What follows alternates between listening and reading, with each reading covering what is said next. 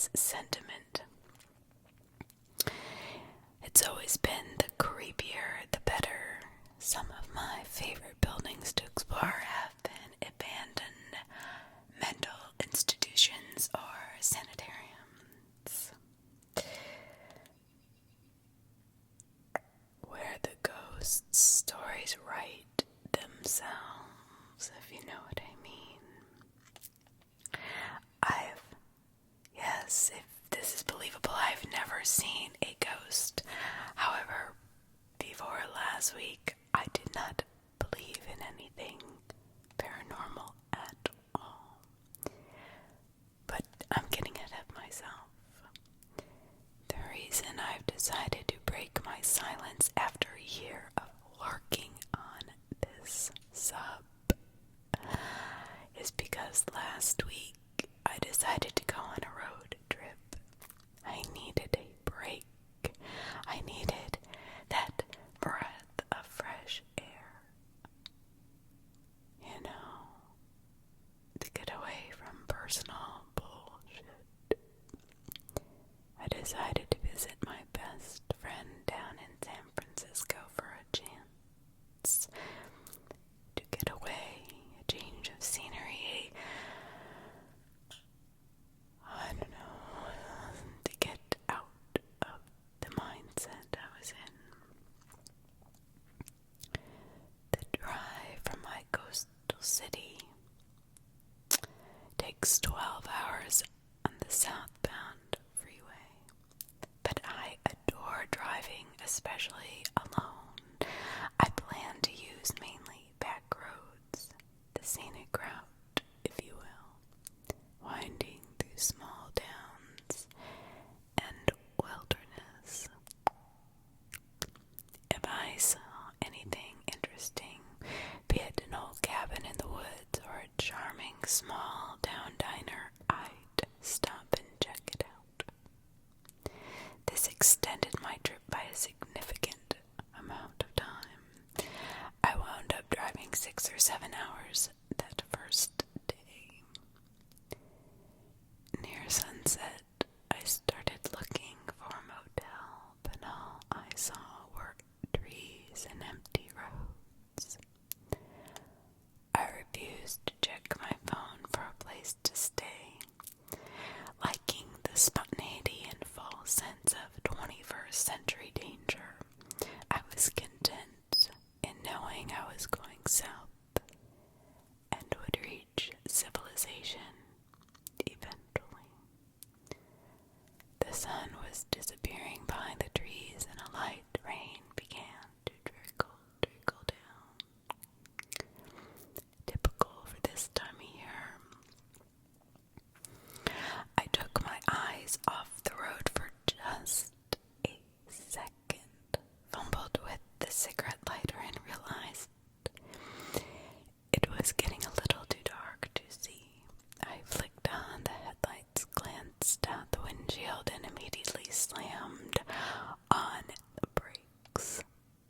My car skidded a few feet in the rain, but luckily stopped before it hit the Jersey barriers that had been set up across the road. They sprang up out of nowhere. No warning signs, no road closed ahead. Just 4 low concrete walls at all the way across the 2 lanes. They would have seriously fucked up my car if I hadn't seen them in time. I'd been going 45. I took a deep breath and trying to calm myself, wondering how many people had almost crashed the same way I had. Probably not many. Honestly, I had not seen a single car for the past 2 hours. A sad, dented detour sign pointed towards a road branching off to the right through the trees, doubtlessly leading back towards the freeway. But my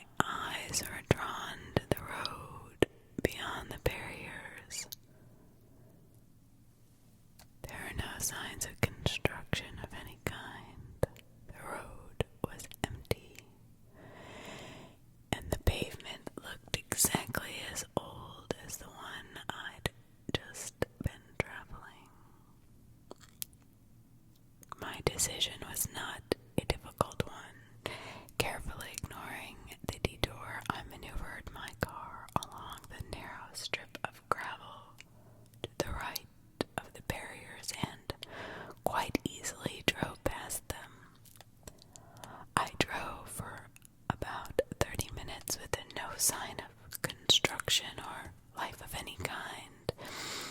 It was growing steadily darker, and I was getting unsettled. But that only increased my curiosity. What was at the end of this closed road? I don't know. When I crested a hill, I was greeted with the sight of a few buildings and a large wooden sign. Welcome to Pleasantville, it said.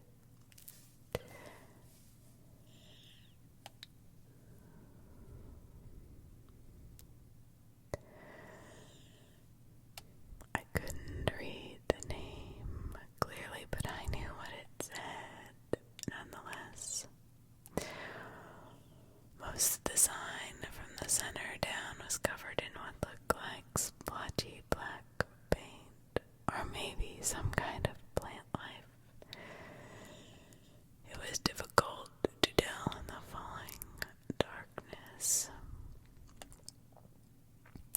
but you could see that the boards at the bottom were chipped and scratched like an animal had gotten to it.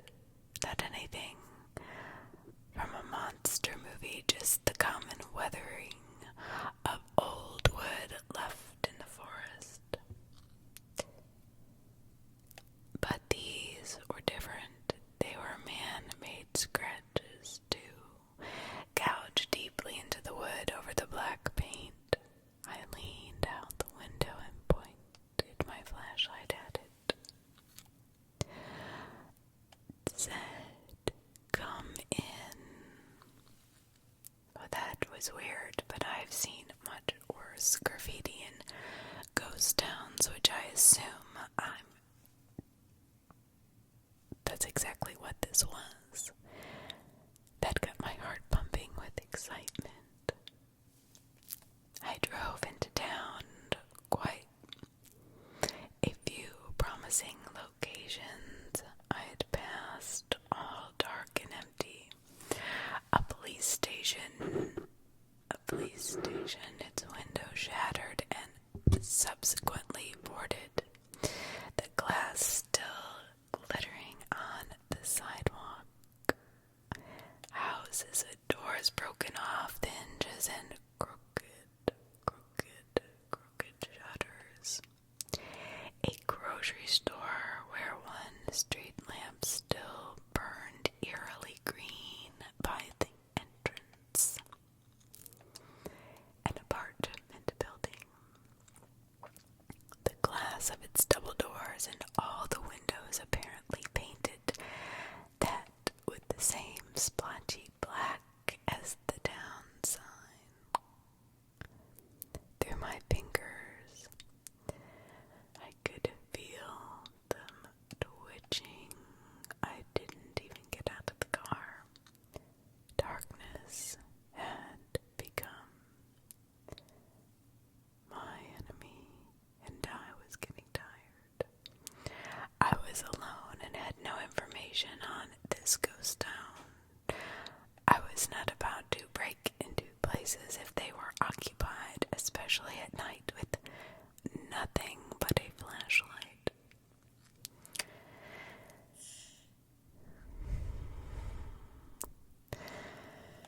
Because that's the thing, the town didn't have the air of 50 years of abandonment.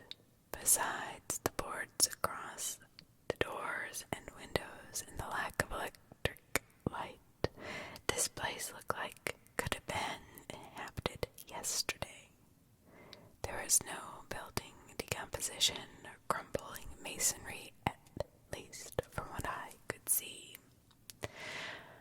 I did not see any graffiti, except for on the initial sign. Nowhere that would have marked the presence other people were there besides that black paint. The architecture was modern and generally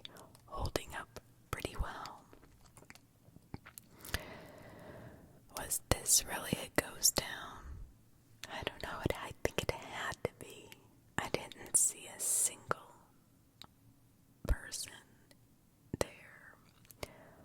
All cars were parked and dusty. All businesses looked closed. Although this is probably my imagination, but from the moment I drove past the sign, I felt eyes on me from all directions. I did not feel welcome here, though I was sure there was no one to be bothered. And then there was the smell. It was faint but ever present, floating on the wind as my car crept down Main Street. That stale, earthy scent of old basements and wet, dark places. Mold. The town smelled like mold. I sped up, deciding to drive through the town and continue south.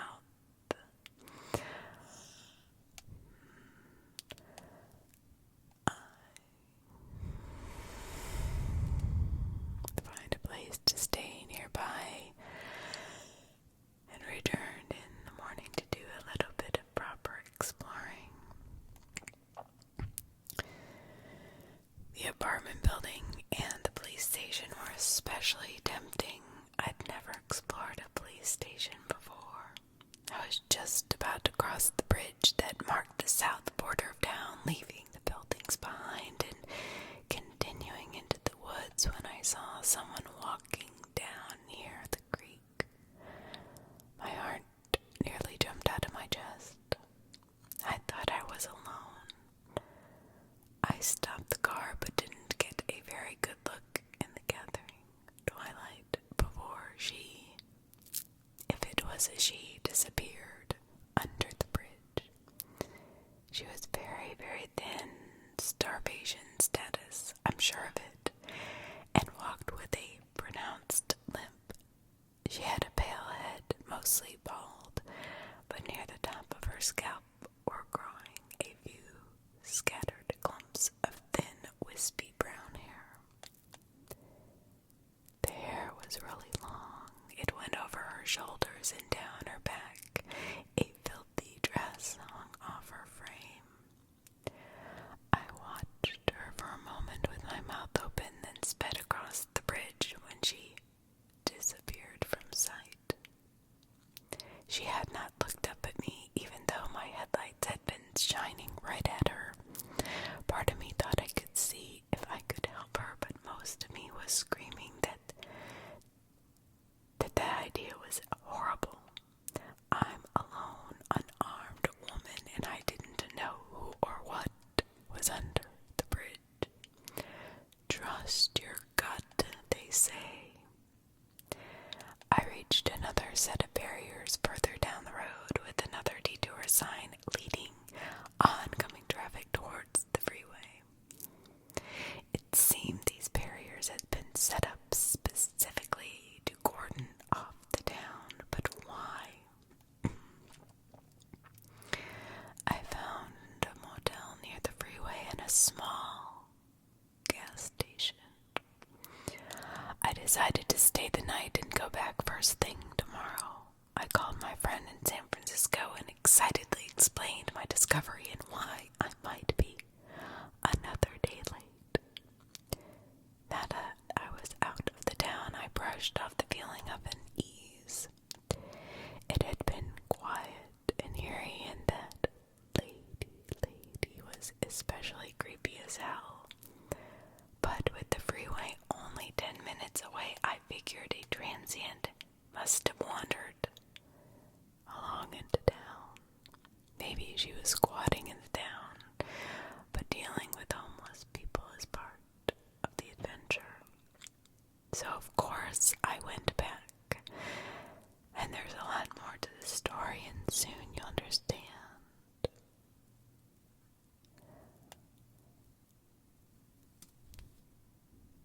Part 2.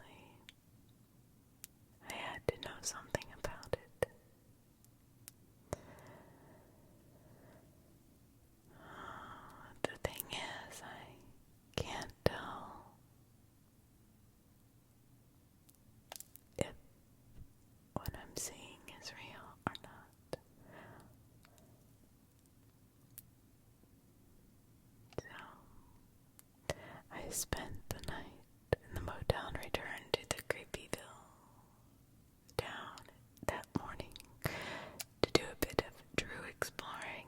I asked the gas station attendant about the ghost town up the road. He said he used to get a lot of regulars from up that way, but he had not gotten anybody for a while. Then the road was closed. There used to be a few more signs and some police tape, he said. And he said a couple cop cars parked by the barriers. I asked him the name of the village, but he said he did not know. I did find that kind of weird. Why wouldn't you know the name of a town half an hour away? There's nothing up that way, he said as I left. Oh good, my own personal harbinger of doom. The next morning, I got up, packed my backpack, flashlights, extra batteries, gloves, an N95 respirator in case of mold or asbestos, some rope, a ton of glow sticks, a few flares, a basic first aid kit, and my Swiss Army knife, plus a lot of bottled water. I also brought my handy-dandy crowbar. It was heavy but worth looking around in the face of a stuck door or window. But like an idiot, I'd left my camera at home. I'd mourned this since the night before when I looked in my bag and found it missing.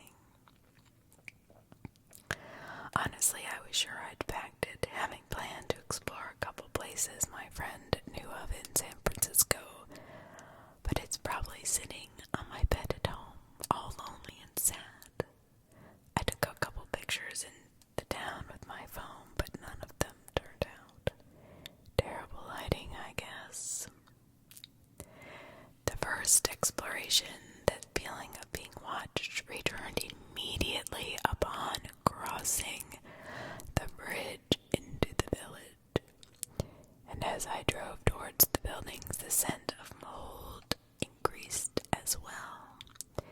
Faint but eternally present. My first stop, the police station. I weighed the pros and cons of breaking into a government building, but not for long. I was way too eager. The town was as empty as ever after all. And, well, people 20 minutes away didn't seem to know of this. I parked in the lot behind the station beside a few dusty squad cars. I guess the building should be called more of a sheriff's office than an actual police station. It's a low, tan-colored building with a ground floor and a basement. The windows in the back aren't busted like the front, but they are grimy. Spots of black whatever adorn the corners of most of them. I soon discovered this was some kind of mold. I had never seen mold like that, though.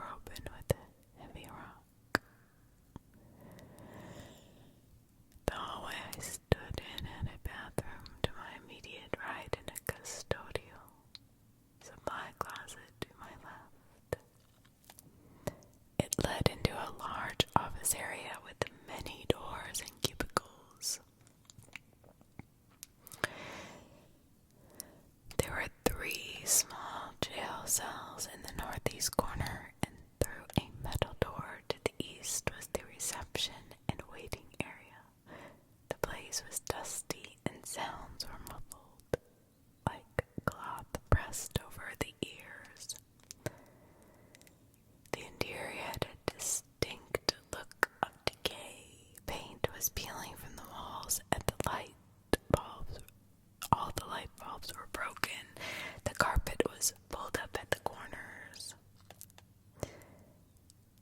The mold around the windows doesn't have the usual spotty pattern I associate with mold. It grows in groups, usually in corners in a big black mass, then spreads out in long, slender tendrils made of tiny colonies. I'm not even sure if it's mold. At times it looks like it, at other times it looks like some kind of plant life. However, I think it smells like mold, though. I've avoided all physical contact with this black goo. The walls and ceilings of the building were not moldy, just the windows. I picked my way through the office area towards the holding cells. It looked eerily as though people had up and left in the middle of a workday. Photos and personal effects still sat on desks. Papers and files littered the ground, but were also stacked high on desks in and out trays. Rotting jackets were draped over the rotting chairs. Most of the doors were locked. The cells were locked too and empty.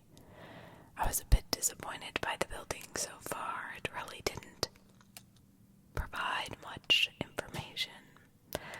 I found out why the front window was shattered when I went into the lobby. Bullet holes peppered the plaster on either side of it, and bullet casings littered the floor. A smear of what looked like dried brown blood painted the wall under the window. What had happened here? There were no bodies. Maybe an old crime scene, which was actually pretty cool in my book. I tried taking pictures, but like I had said before, none of them turned out. They looked black or blurry sepia tones. Something moved to my left. I couldn't see it, but I heard the shifting of papers and something sliding across the carpet. I froze, pointed my light in its direction and yelled, "Anyone in here?" But no response. Heart rate quickening, I asked again and again, was met with only rustling. The noises came from behind the tall reception desk. I got up on my tiptoes and shone my light behind it. The noises stopped. I saw nothing, just a swivel chair and a knocked over phone. I couldn't see under the desk, and the door to the right that led into the reception area was locked. At this point, I assumed an animal was in there, maybe a raccoon. Raccoons freak me out. They're vicious little shits. Don't let their adorable faces fool you. In any case, I decided to leave well enough alone and check out the basement. I have mentioned several times that this town made me feel watched. Upon stepping down those creaky wooden stairs and letting the door swing shut behind me, the feeling intensified tenfold. I figured at the time that it was because it was pitch black, and I only had my flashlight to see by. The decay down there was particularly bad. The entire ceiling was covered in black, as as well as the ventilation ducts. The mold oozed halfway down the wall, which dripped brackish water, and the smell. Along one wall hung 3 headless human figures, brown and rotting. They made me jump violently when my light landed on them, but a second look told me that they were actually old hazmat suits that seemed to be covered in filth. The helmets lay at their feet. Someone had set up a makeshift lab down here, between filing cabinets and cardboard boxes. The rotting counters on the opposite wall held a microscope, a bunch of dirty test tubes and glassware, and a 2013 Mac desktop which looked just as moldy as the rest of the place. They gave me pause. I had never seen this level of decay in such a modern building. The computer looked like it had been there for 30 years, not just a few. A pile of papers sat next to the microscope, mildewed and barely legible, but dense with type. I remember a few phrases from when I glanced at it, like signs of accelerated growth and stage 1 symptoms caught my attention. I was about to start flipping through the file, but before I could even touch it, the door at the top of the stairs behind me slammed open. I yelped and spun around. "Get up here," someone screamed from upstairs, a male voice, ragged and breaking. Though the tone was aggressive, it didn't sound angry so much as panicked. I set my feet in motion, my heart thudding. The beam of my flashlight did not reach the top of the stairs, so I couldn't see who was calling to me. No one was at the top of the stairs when I got closer. Eager by now to get out of the building, I took them 2 at a time. The main floor hallway was empty, which both relieved and perplexed me. Where had this man gone? Didn't matter. I decided to try to escape any form of trouble and made my way quickly towards the maintenance door I'd entered the building by. It had shut behind me, I noticed immediately, which meant someone else was definitely in the building. Raced towards it, the door through. Nothing was chasing me, almost expecting it to be locked, but it opened quite easily, and I spilled out into the sunlight. I tripped over the heavy rock I'd used to prop the door open, which had been purposely moved, picked up and found sanctuary in my car. I probably should have left town then. Yes, I should have. The experience with the screaming man that set me on edge, and I hadn't really enjoyed exploring the police station.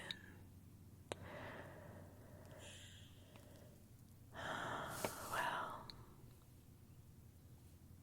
that is not what happened, though. Part 3 of the infected town.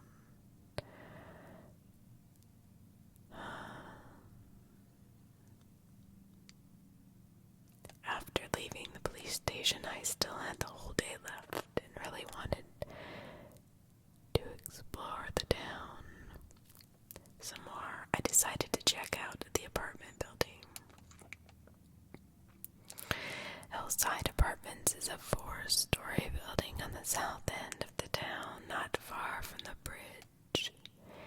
It's a very normal-looking brick building from the outside, probably built sometime in the 80s. No sign of structural decay. The only strange thing as you're walking up to the front door is that all of the windows on the base of the building are covered in black from the inside, as the town sign had been. I thought at first that it was black spray paint or something of the like, as you might have guessed, though it's that mold stuff. The front doors were locked. There was a keypad and call box, but neither seemed to have power running to them. I made my way around to the parking lot of the building, past a row of dusty cars, and up a wheelchair ramp towards the back door. I don't know, it was stuck or something. The handle turned and there was no sign of a deadlock, but no amount of pushing on my part made it open. A half-heartedly gave a crowbar a few tries, and soon I just gave up. The ground floor windows around the front were low enough to slide through easily. Luckily for me, the third window I attempted was unlocked and slid open. Only sticking once or twice, I plopped my backpack through, then followed head first. I had to push my way through the rotting Venetian blinds. I found myself in an apartment bedroom after turning on my flashlight. I left the beam wander around for only a moment before reaching back into my backpack for the respirator again. This place looked worse than the police station basement. Black mold covered the floors, walls, and ceilings. Water gathered in one corner of the ceiling as under a busted pipe, letting gray droplets escape to join the pool of water on the decaying mattress underneath. Furniture had been reduced to vague shapes, stained and rotten in tones of gray and black. I left the bedroom and walked into a living area that could have been inhabited yesterday, if not for the mold that consumed it. Again, the place really didn't just look deserted. It looked like it had been evacuated. A few bottles and cans littered the coffee table in the living room near an entertainment cabinet with an expensive-looking yet seemingly decaying sound system and TV. A couple plates sat on the counter in the kitchen covered in black gunk, along with a sink full of dishes growing green algae. But the creepiest things were the family photos lining the walls. Mom, Dad, and two infants grinning at me from silver frames, all left there hanging, mold beginning to creep over their happy, normal faces. Anyone moving out would have taken those. I could explain away the dishes and even the electronics, but family pictures. People can run back into fires for family pictures. I left the apartment unnerved and turned back to see which number it was. Only there were no numbers on the door. I shone my light down the hall to either side. No numbers on any doors. Why? I asked myself. The more I discovered in this town, the weirder it seemed to get. I decided to go through a good sweep of the apartment building and see if I could enter every room. It would take a while, but I wanted answers. Maybe I'd even go back to the police station once again. I'd given the man time to leave. I find when exploring that a systematic approach works best for me. I usually choose a corner in the highest or lowest accessible area of any building and spread out from there. This ensures that if the building proves interesting and you want to make sure you've seen it all, that you don't end up confusing yourself and skipping or backtracking. This building was not all that big, so I was not worried about getting lost. What did concern me was the idea of someone else being in the building with me. I just couldn't shake the feeling. Hillside Apartments is much darker inside than it has any right to be. Darkness breathes everywhere, so deep that the corners look like a void. At one point I turned off my flashlight on the ground floor, mind you, and discovered I could not see my hand if I moved it more than 5 inches from my face. It was an unnatural darkness for 11 a.m. on a Saturday, even inside. Glass crunched under my boots as I made my way down the hall. I looked up to see that every fixture was missing a bulb and had been grown over with the black goo. The windows all hosted their own colonies, eliminating all light from the sun. My goal was the stairs, but I tried every apartment on the way there. More than a few were locked, but the doors I could open showed me much the same scene as the first apartment. Stained moldy couches, cushions flattened with use, full trash bins, half-loaded dishwashers, broken desktop computers, TVs, personal effects left behind and slowly being taken over by this black mold. Pictures, books, clothes, magazines, and jewelry boxes. While personal effects remained, every identifying detail or number seemed elusive. Rot covered the date, a newspaper I found. Mail left in piles on a bookshelf had been so waterlogged that the names and addresses were legible. It became kind of a game for me to try to find one piece of evidence as to when the town had last been functioning and who had lived there.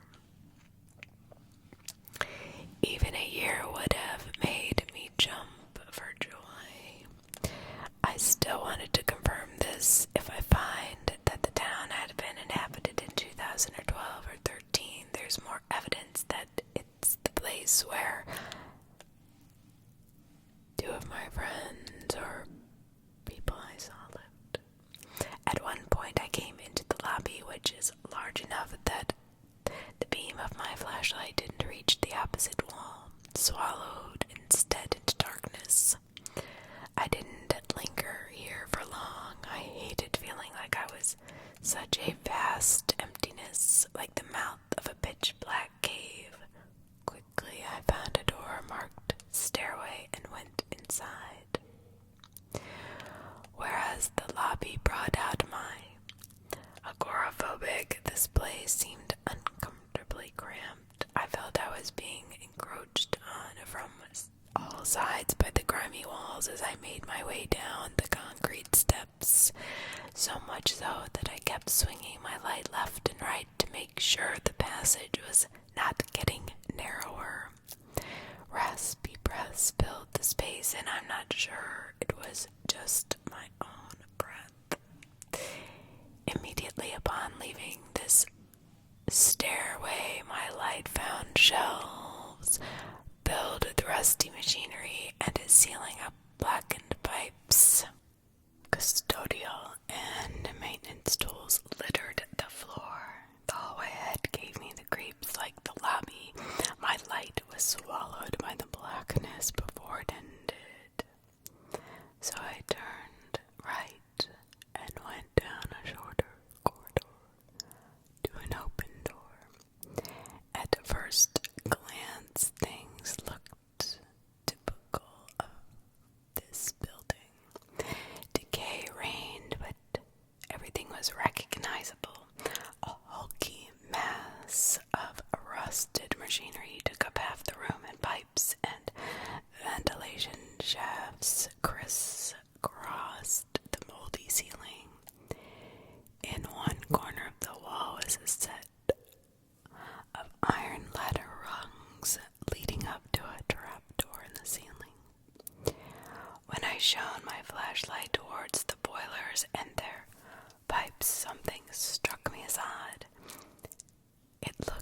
like something was behind the machinery.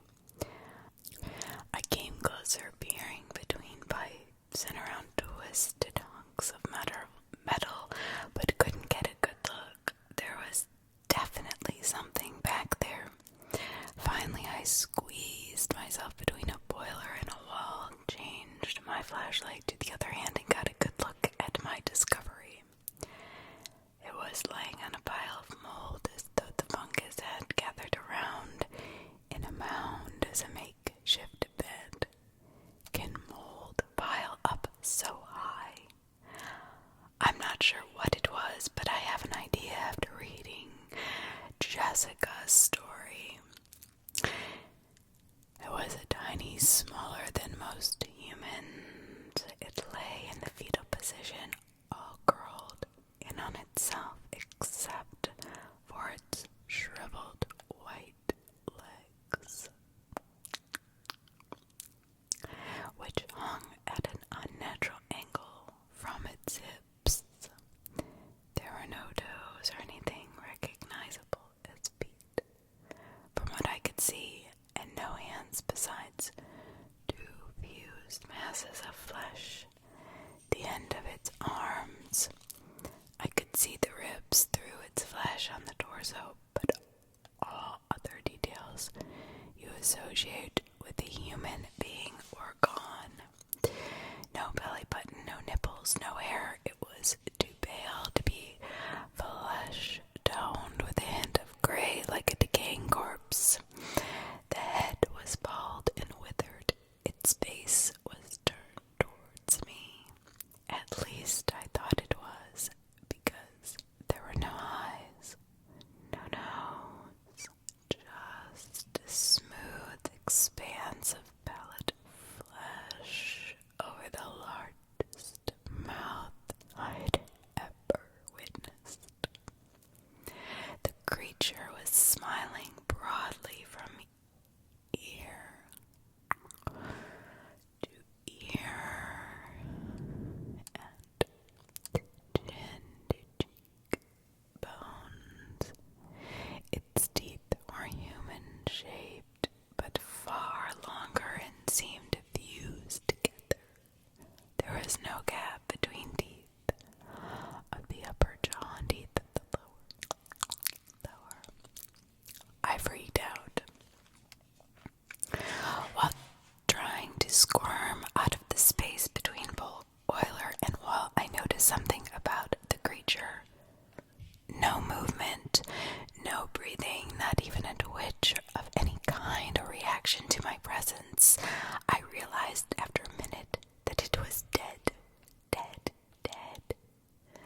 That was enough for me. I couldn't stand to be in the building another minute. I raced up the stairs and avoided the lobby, went back to the window I entered through. I fell through so quickly that I knocked the wind out of myself when I landed. As I had upon leaving the police station, I found sanctuary in my car, except this time I drove straight out of town. I rationalized these events back at the motel between a hot shower and a cold beer. Maybe it had been a doll of some kind, or a mannequin, or even a petrified animal. I think at one point I decided it was a messed up student art project. But now I think I saw the same creature Jessica had seen in the basement of the building 7 months ago. Only this time it wasn't moving around. So the next day I continued into San Francisco, glad to be putting distance between myself and that ghost town, whatever it was. But that doesn't mean that everything is over. I'm not done trying to figure things out. I'm just not brave enough to do any more solo exploring. Whatever I decide to do, I will keep you updated. Part 4. The Infected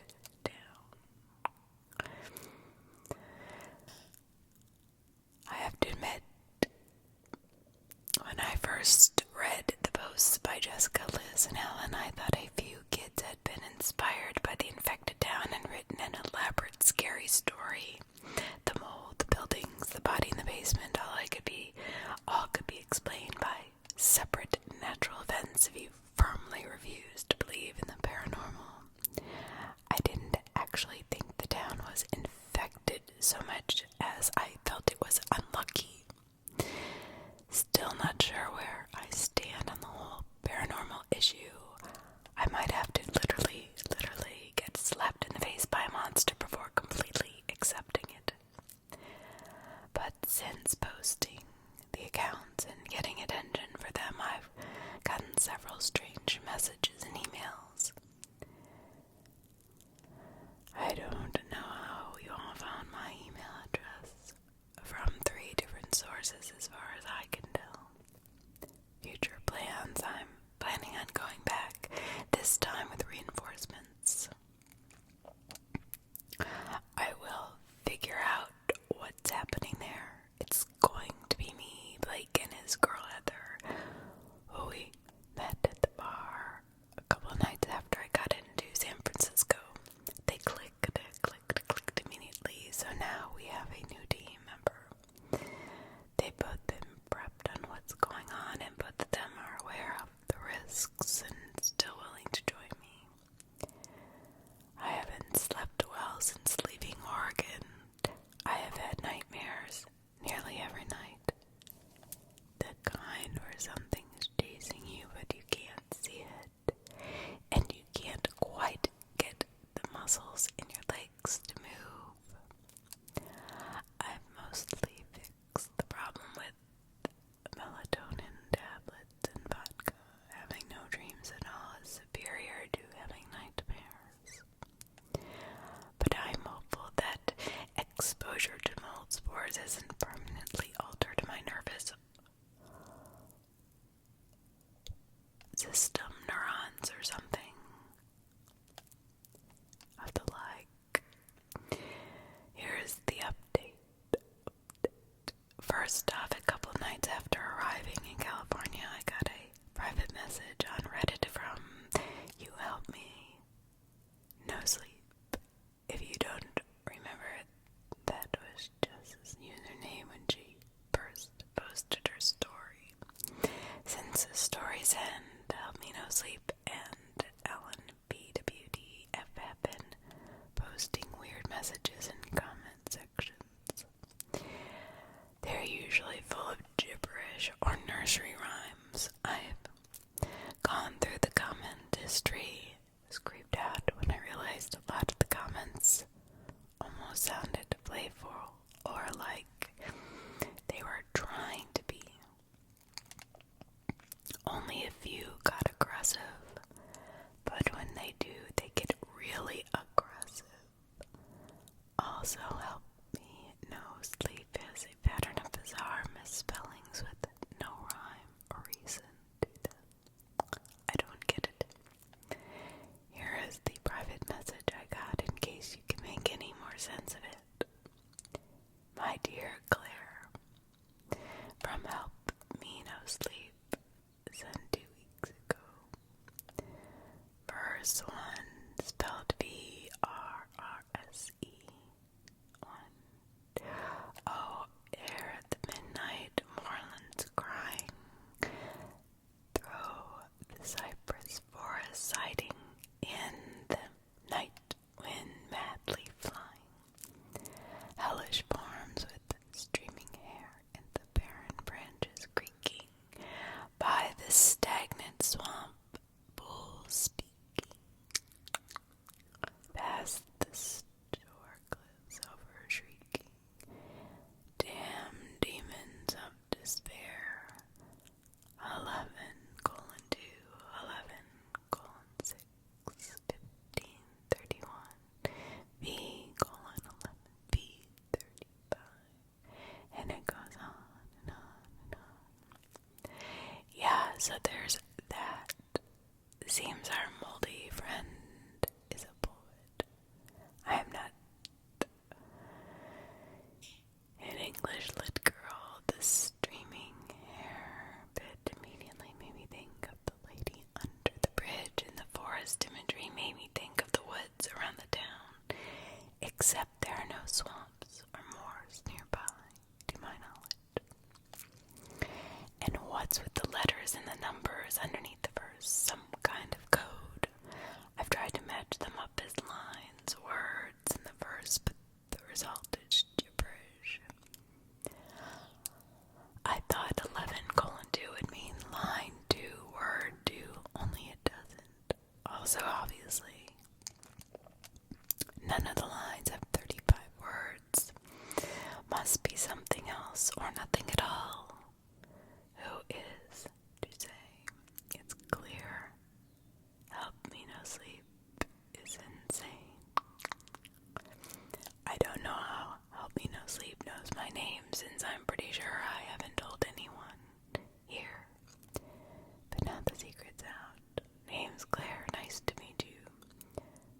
I hesitate to call Help me, Nosleep Jess or Jessica, or say that whoever may be posting as you/Ellen BWDF is Ellen or Liz. I think who or whatever is behind the mold has a password to all their accounts and a working knowledge of phones and computers, even if they suck at typing. I think the comments are just meant to tease or mess with us. Help me Nosleep in particular seems to want to pick my curiosity and make me return to the town, to the town, to the town. I'll rise to that challenge. The next item of interest is something found on the passenger seat in my car shortly after I'd left the town the second time. I left my window cracked so someone could easily have slipped it inside when I was exploring the apartment. I forgot about it when I posted the previous update, but I recently found it again, where I'd shoved it to the bottom of my backpack. It's just a note. I took a picture of it at the motel, but it is transcribed here. Capital letters, get out of this town. I don't know who you are or why you're here, but get out. I'm not afraid to take drastic measures if I see you here again. Final warning, little girl. Someday you'll thank me. A friend. I'm sick and tired of vague warnings on the back of the folded note was a drawing of a house with caution, do not enter next to it. No idea what that's supposed to symbolize, but I'm adding the note to the evidence pile. I know a lot of you will say it's C or his organization. I don't think so. Here's why. I received this email 3 days ago. To enter my email address from unknown. Yeah, that's all it said. Unknown. I didn't know you could make your email address private like this. They apparently don't want their address out, and they definitely don't want me to reply. The subject was infected town. I'm going to say this once and only once. Leave that town alone. No good can come of it. We will not be there for you. We will not answer your questions or try to help. Z is dead. R is dead. Everyone who knew anything is dead. We are giving up the fight. We never had the resources for anything besides a temporary fix anyway. I'm sorry we lied. I'm sorry we pretended we were stronger. We are not. It wins. You can help by posting this online so it knows it cannot find us. It has no cause to. We know when we have been beaten. Just leave us alone. I keep saying we, but it's just me now. Good luck. Good luck, Claire. Please be smart. Do what it doesn't want you to do. Just forget about it. Walk away. That's the only way. I will not be in touch. I have heard it whispering to me. It's a matter of time now. I still have my motor functions. I still have Z's gun and one bullet. I can stop my torment. I can prevent yours. Goodbye. Was I just sent a S note? The email left a horrible taste in my mouth and a sinking feeling in my stomach. For whoever it was, I wish I could help them. But I refuse to believe that whoever is behind all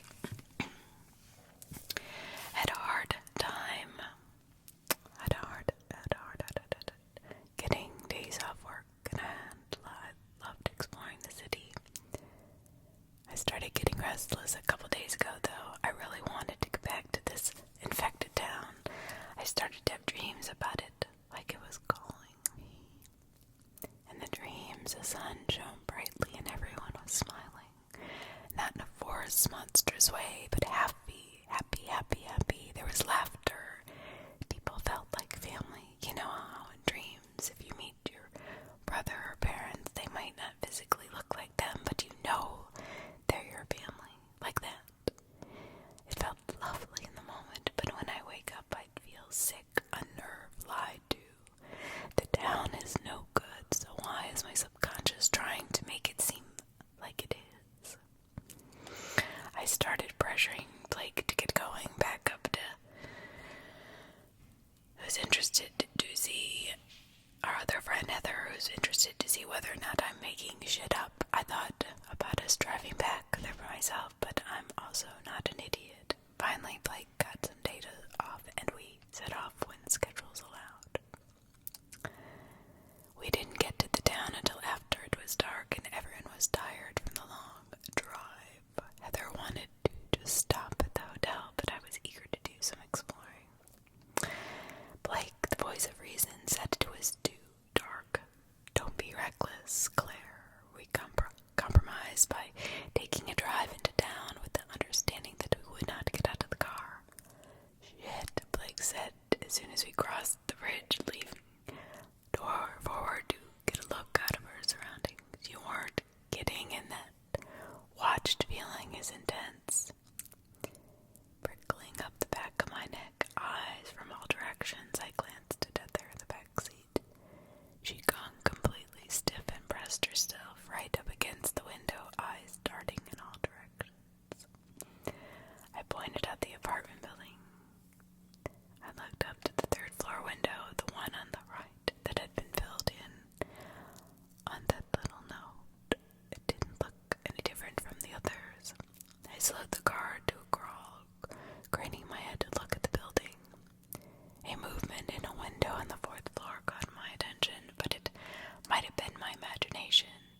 I squinted, but someone standing by that window. It was hard to tell in the distance and the dark. For a moment I thought I was seeing a shadow move behind the moldy glass. Suddenly, Blake yelled and grabbed the wheel from me, yanked it hard to the right. Heather and I screamed as we were jerked by the car's movement. We were only going 15 miles per hour, but I slammed on the brakes, my heart pounding. What? Blake laughed in relief, slumping back, passing a hand over his face. A cat, he said, still laughing. A cat just shot across the road. He rubbed his eyes.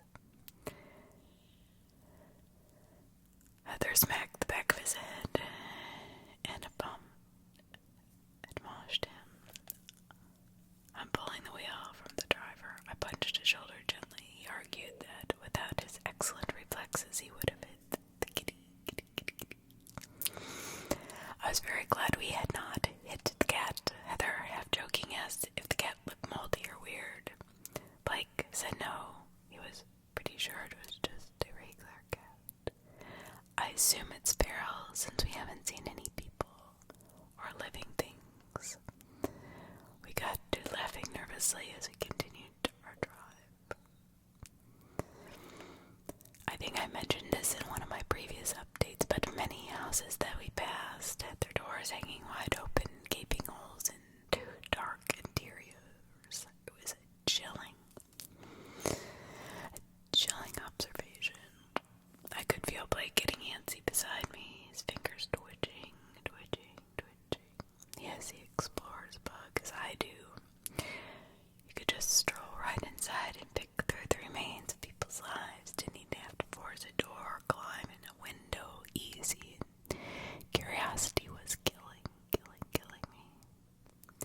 I turned down a side street I had not driven down before, looking for lights or signs of human presence. Nada, zip, nothing.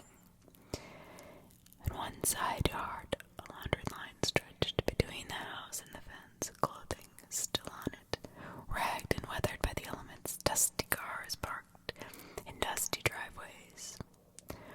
One had a hood up, a collection of tools scattered on the ground, kids' bikes lay on the lawns, all the grass was either dead or knee-high. This is so weird, Heather said, like everyone just up and left at once. Maybe the town was evacuated, Blake said. something vaguely northeastern. Coal fire still burning underground, you know. Breathe enough of those fumes, oh, bound to kill ya. I laughed. He quoted one of the horror movies and games that had bonded us all when we were first friends. I love that shit, but I doubt mining fires or red pyramid things have anything to do with this place. We should leave, Heather said shakily. Scaredy cat. Sighing, I agreed and took a right turn, then another, to go back the way I'd come upon rolling. Around the corner, however, I slammed on the brakes again. Two people were shuffling down the sidewalk away from us. Out for a stroll maybe at 11 at night. One of them had a sweatshirt on over a dirty dress, the hood pulled up over her head. I assume it was a woman. Barefoot with pale, skinny legs. The other person was tall, dark-haired man in a leather jacket. He had his arms around the girl's shoulders, holding her close. They moved so slowly. It didn't take them long to notice us. The man turned when my headlights hit his back, saw our car, pulled the girl quickly with him, heading towards the shadows between the houses and trees. I didn't see much of his face, none of her shadowed by the hood. She limped along jerkily, almost as if her limbs weren't cooperating, or her legs were numb, but she wasn't moving fast enough for him. Just before reaching the tree line, he scooped her into his arms, bridal style, and ran away. He was a spry one. I drove around the block trying to intercept them, but they didn't come out again. Blake refused to go look for them on foot in the dark, and I knew he was right. We don't have weapons. They might. Heather demanded we get out of the town for the night. I headed back towards the bridge, mind buzzing. Who is living here? Are they transients or someone we know? Jess, Liz, Ellen. I saw enough of this place on this drive, though, to quell any suspicions that this town is still functional. It's not. It has all the trappings of abandonment, except it isn't old and there are still people here. I've heard of people staying in evacuated towns out of desperation or pride or a combination of both. I find the concept unnerving. Nothing of note happened on the way back to the motel except this. I opened my window shortly before crossing the bridge. I was confident that we were home free and I really wanted to smoke. It took me a moment to notice anything was off, but Blake sensed it almost as soon as I did. He rolled down his window too, leaning his head out. The air smelled like mold. We knew that before, but what I had not noticed on my previous visit was how quiet this place was. I stopped the car on the bridge and we listened. No insects chirping, no wind blowing, no rustling of the countless trees around us or gush of water from below. For a moment, I felt like I was sitting in a vacuum. Then Blake put his hand on my hand, glanced back to Heather and whispered, "Go," with an intense look in his eye. I accelerated. We got back to the motel and I got settled in. Blake and I met for a cigarette in the parking lot. Heather was taking a shower in her and Blake's room, which he said was a good thing. I didn't want to scare her, he said. She's really freaked out by the whole thing. She's not sure she wants to go back. Well, we are, right? I asked. He smiled. Of course, Clarendon. I'm as interested as you, but I don't think you should tell her what I'm about to tell you, and I don't want you flipping your shit either. Well, I am one to flip my shit. This was an example of sarcasm. Yeah, okay, he said. Then he got all Blake nervous, rubbing the back of his neck, looking everywhere with a kind of angry or intense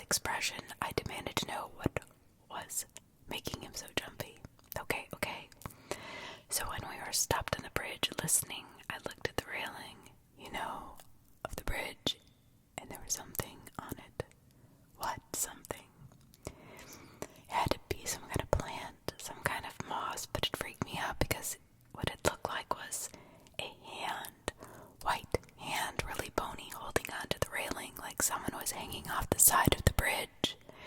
This gave me chills. We hadn't seen anything dangling from the bridge on approach, but we hadn't been looking on the angle. Might have been prevented it anyway.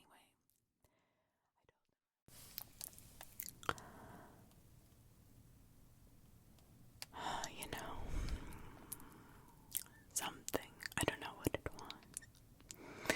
This gave me chills. We hadn't seen anything dangling on the bridge. I think we've been reading these stories too much to get in my head. It's probably just a tree branch. A hand-shaped tree branch. Crazier things, right?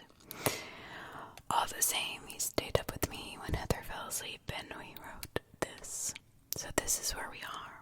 Mold, an abandoned town that's not quite abandoned. People dangling off bridges. Dead babies behind water heaters. It just keeps getting weirder. Oh yeah, and of course, that weird shape. Green mold that's creeping in. I'll keep you posted. Part 6, Infected Town. I woke up on the morning of the 17th to some texts from a number I did not recognize with an Oregon area code. They came around 3:30 in the morning. I noticed, like you probably did, that only the capital letters spelled out I am he. This guy really likes his little riddles. It pisses me off, but it also scares the shit out of me. The unknown number could very well belong to someone in the infected town. But it's Help Me Nosleep or Alan BWDF. Why are there no random misspellings or jumbled letters?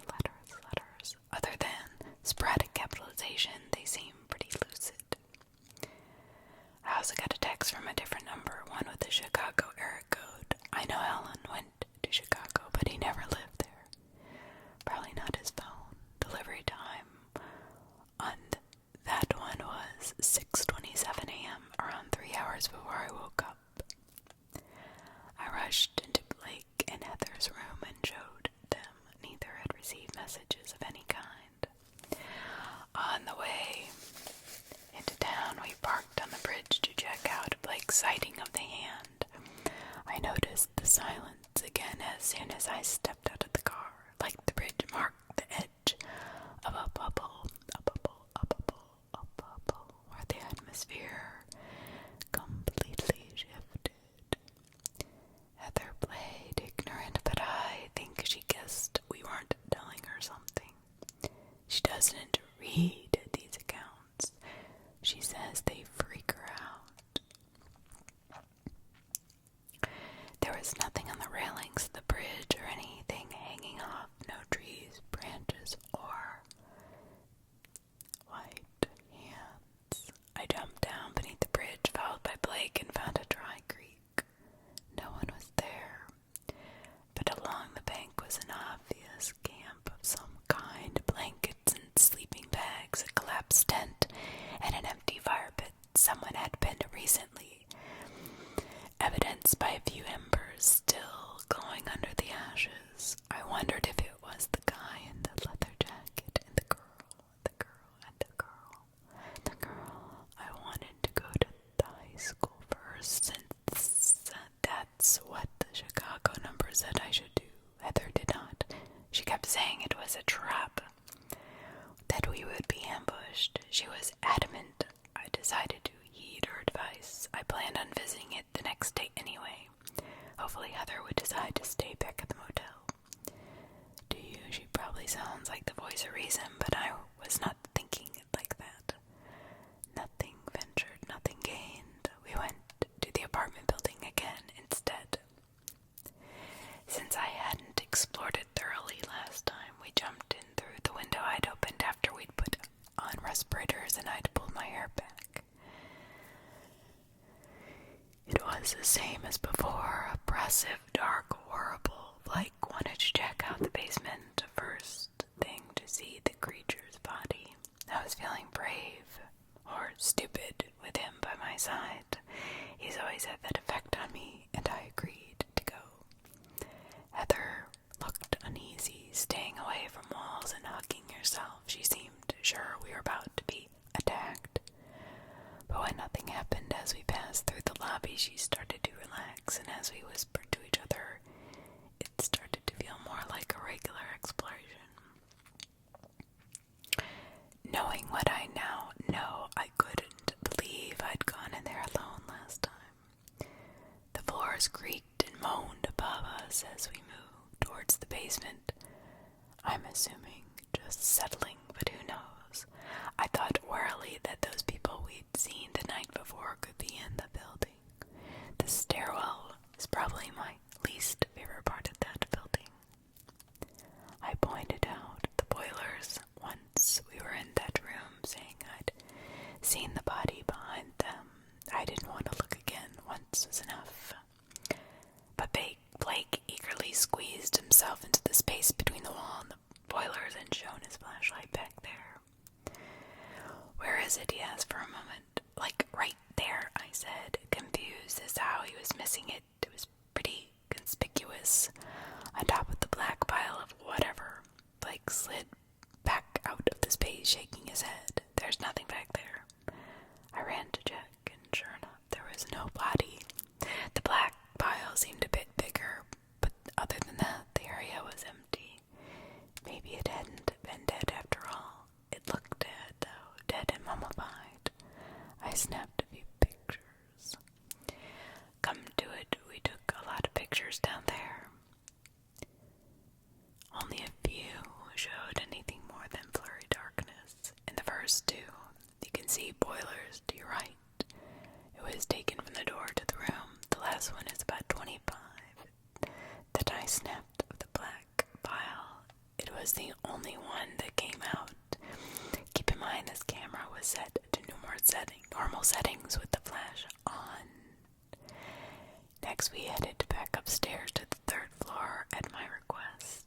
A long climb in the dark, claustrophobic stairwell. The third floor hallway was as decayed as the rest of the building. Most of the mold was on the ceilings and slowly spreading down the walls.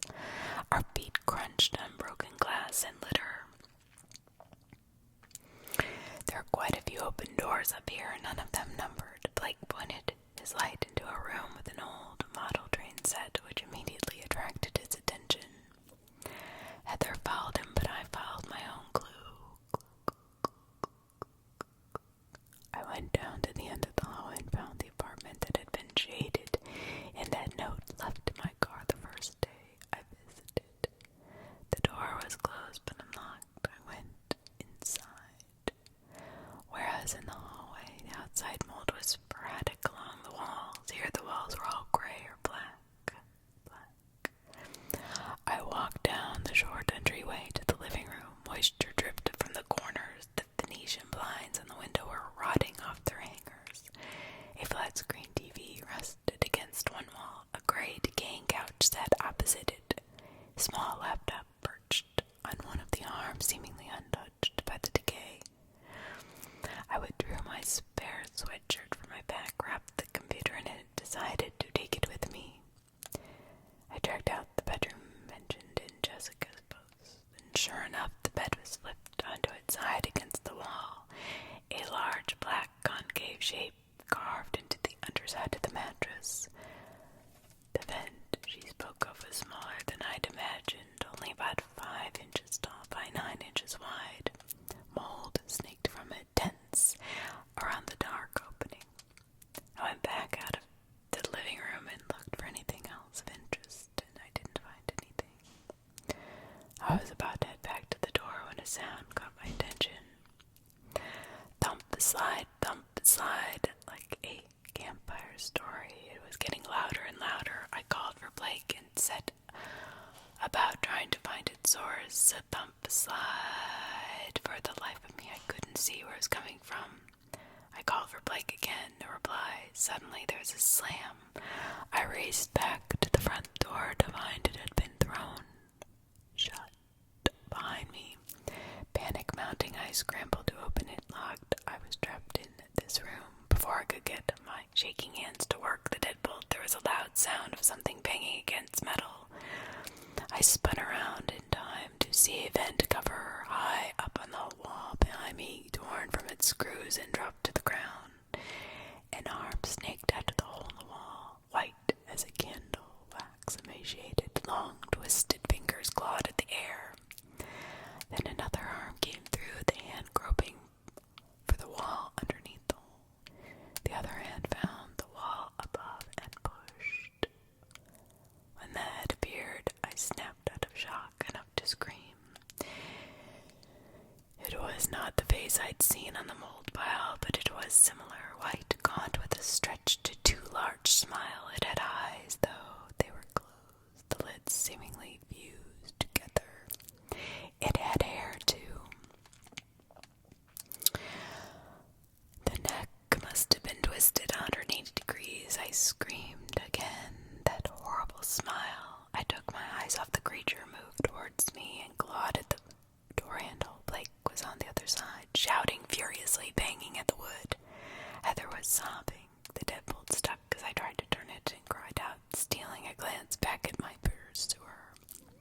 It had cleared its shoulders and most of its bony chest, slowly slipping down the wall. Its arms reached towards the ground. It was smiling at me, right at me. I pushed against the deadbolt and was finally graced with the sound of a solid click. Crying, I threw the door open and rushed into Blake's arms. He immediately saw the creature and let out a panic, "What the fuck?" Heather screamed. He pulled me away from it. It had touched the ground, its legs sliding out of the vent behind it, twisted and impossibly thin.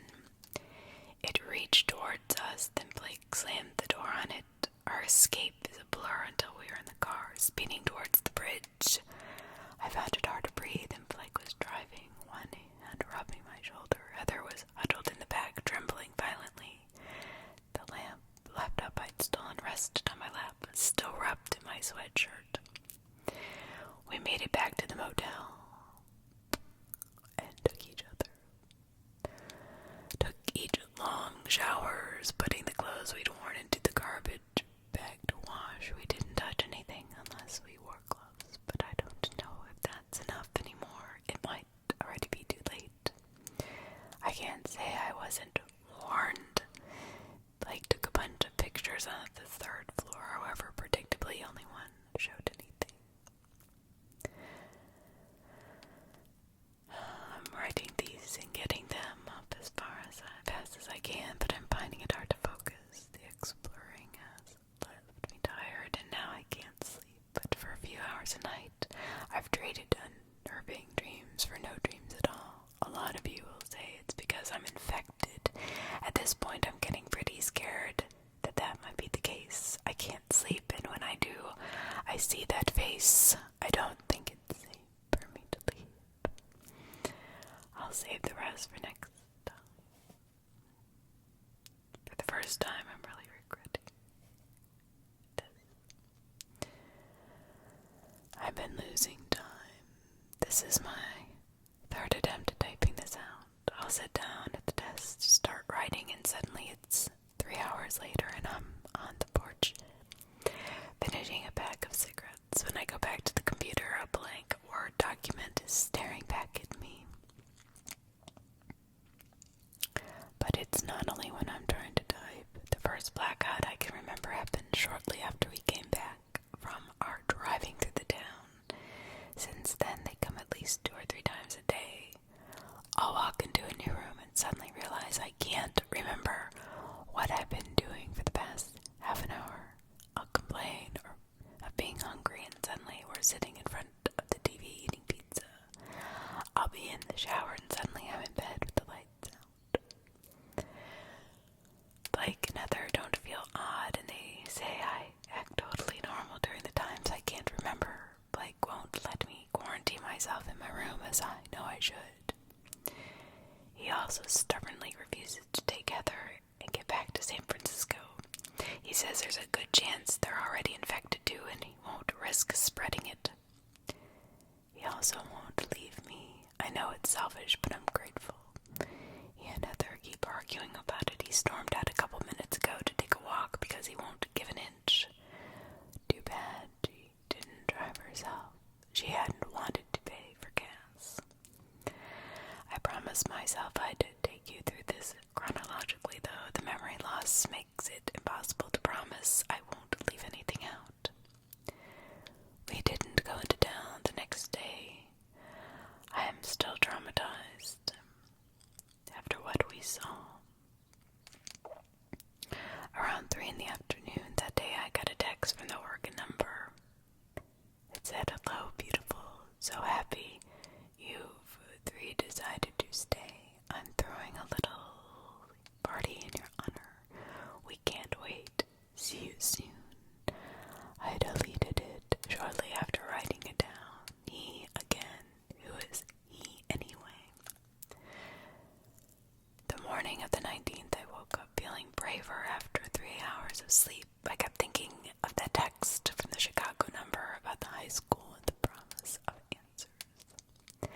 I had to go back. I'm pretty sure I'm infected, and if that's the case, then leaving is not an option. My only chance is to figure out what's going on. Maybe I can stop this somehow, even if it means burning the town to the ground. Maybe there's a cure or a source or something. Heather didn't come with Blake and I when we headed into town that day. She's scared and furious with me for getting them into this. I can't really blame her, and I feel guilty about it. I knew everything I knew when they agreed to come, but I was the one who'd unearthed something that should have been buried. We'd seen the high school on our drive that first night, and it wasn't hard to find again. In all, tall gray building with red double doors, the sidewalk lined with trees, very picturesque. The sign out of the front said Charles M. Hadwell High School. I thought the apartment building had been tough to get into, but this one was locked up tighter than a drum. Oddly, as a stark contrast to the rest of the town, the front entrance had a heavy chain and padlock. We decided the crowbar would be a last-ditch effort, and the only way we could get in. So we decided to first circle the perimeter and found 3 more doors, all metal, all locked tight. All the moldy windows on the first floor had bars over them. There was, however, a fire escape. Conveniently enough, there was a ladder already lowered to the ground, ready to use. So, of course, we climbed up. And again, we were wearing respirators, gloves, long sleeves, and beanies, though I doubt it mattered anymore.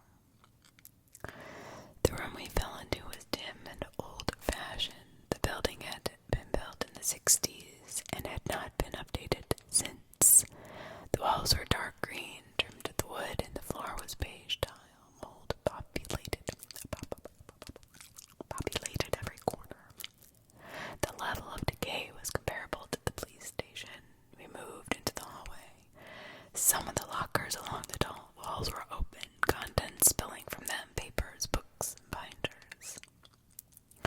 We passed classroom after classroom, slowly realizing we had no idea what we were looking for. The school full of documents, and many of the chalkboards or projectors had writing on them. The school was a big place, and we did not know where the alleged answers would be. It could take days to look through everything, but we started out searching pretty thoroughly. In the 4th room we entered, I noticed a classic chalkboard in one corner and some kind of chart drawn in it. I checked it out with Blake, while Blake started rummaging around the teacher's desk by the wall. There was a desktop computer there, but there was no power to the building. Blake found a syllabus for a journalism class on the desk. A stack of school newspapers dated September 2013.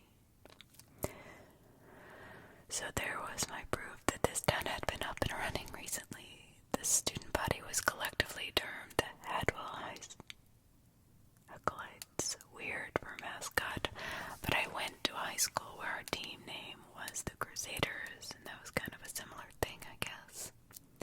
The school crest in the upper corner bore the motto,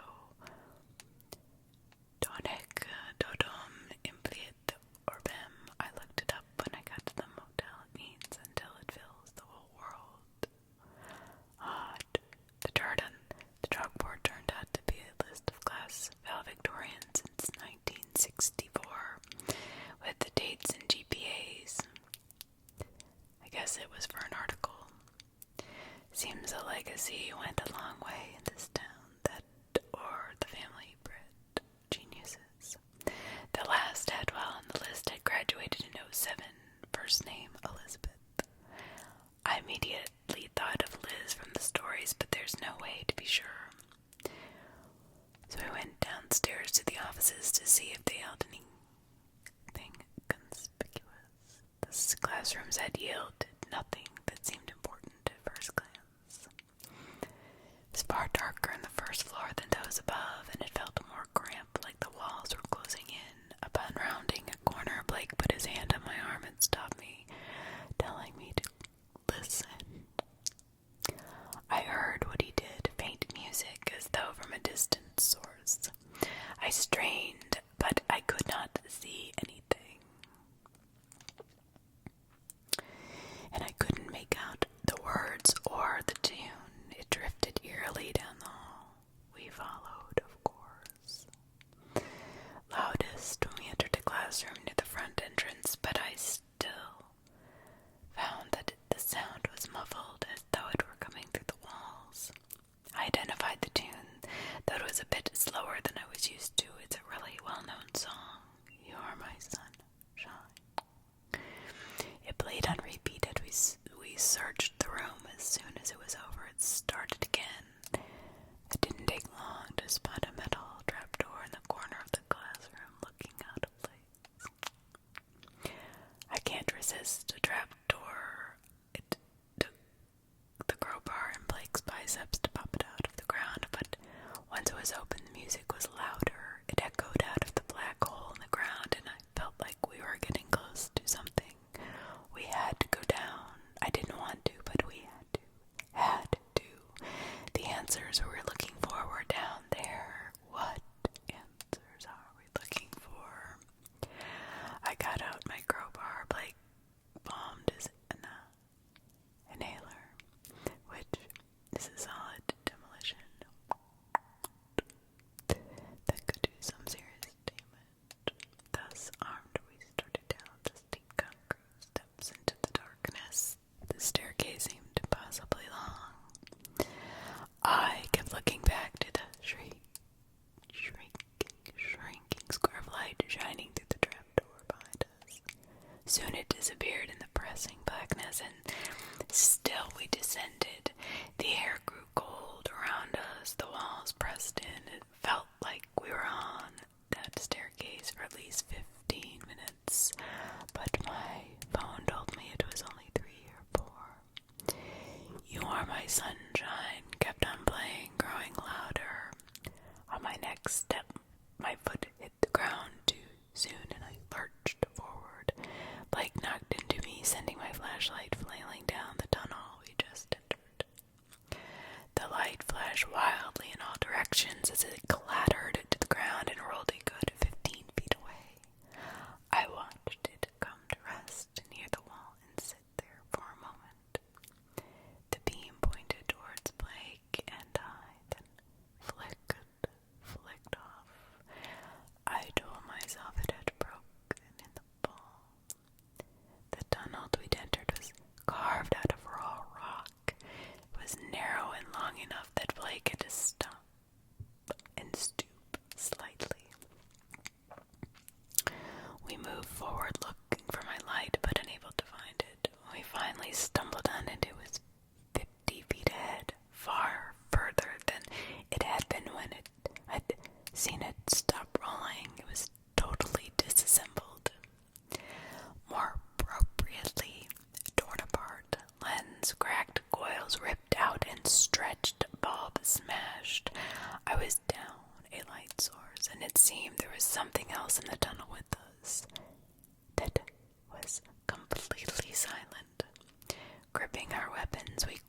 forward in silence. I wanted to find the source of the music, if only to destroy it. If I never heard that song again, it would be too soon. Quite suddenly, a door melted out of the darkness ahead of us, curved into the shape of the tunnel. It was made of heavy black metal. Etched into the center was the school's crest, the classic shield with a bunch of symbols. I can't remember the specifics of any of them, but I recognize it from the school paper. The door was unlocked. I'm out of space. I'll post what we found behind that door tomorrow. Part 8.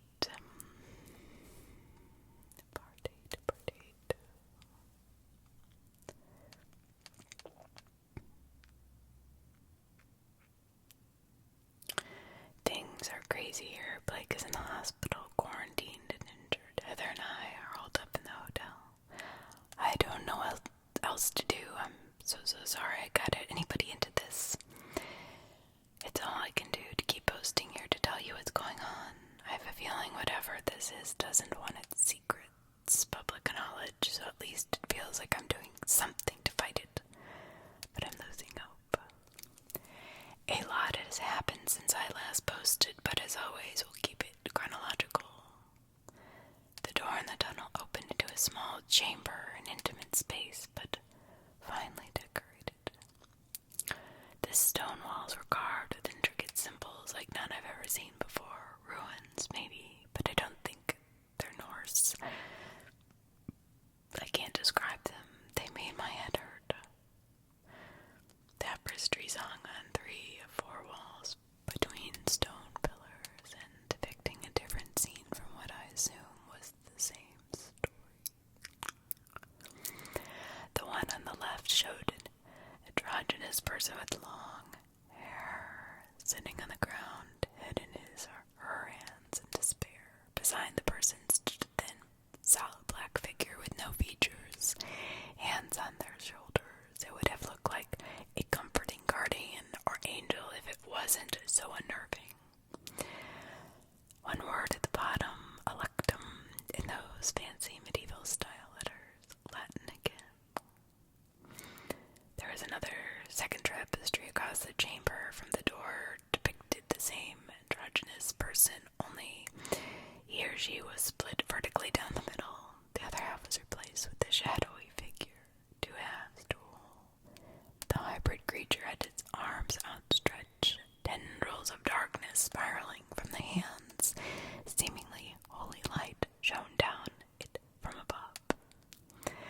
The caption, Linkdrum Thumb. And the last tapestry was to the right. It showed a crowd of people from behind and all their knees bowing to the black figure. At the word Elatum, the gist of the last tapestry was easy to discern. The spread of the sickness, the masses on their knees. Donec totum implit orbem until it fills the whole world. The other 2 weren't so clear. Who was a person in despair? Did the half-person, half-shadow creature imply take something over, or was it a partnership? Was this something that had already come to pass, or more of a prophecy? Blake didn't even pause to look at the pictures. As soon as the door was open, he strode over to the record player in the corner that was blasting You Are My Sunshine. With one rough motion, he shoved the entire thing off the side table. It sat on and let it smash against the floor. The song cut out with the scream of the needle against the vinyl. Blake stared at it for a second, then brought a heavy steel-toed boot down on the player. Wood and metal crunched beneath his feet. He picked up the record from the rubble, a 1939 single of You Are My Sunshine by the Pine Ridge Boys, and snapped it near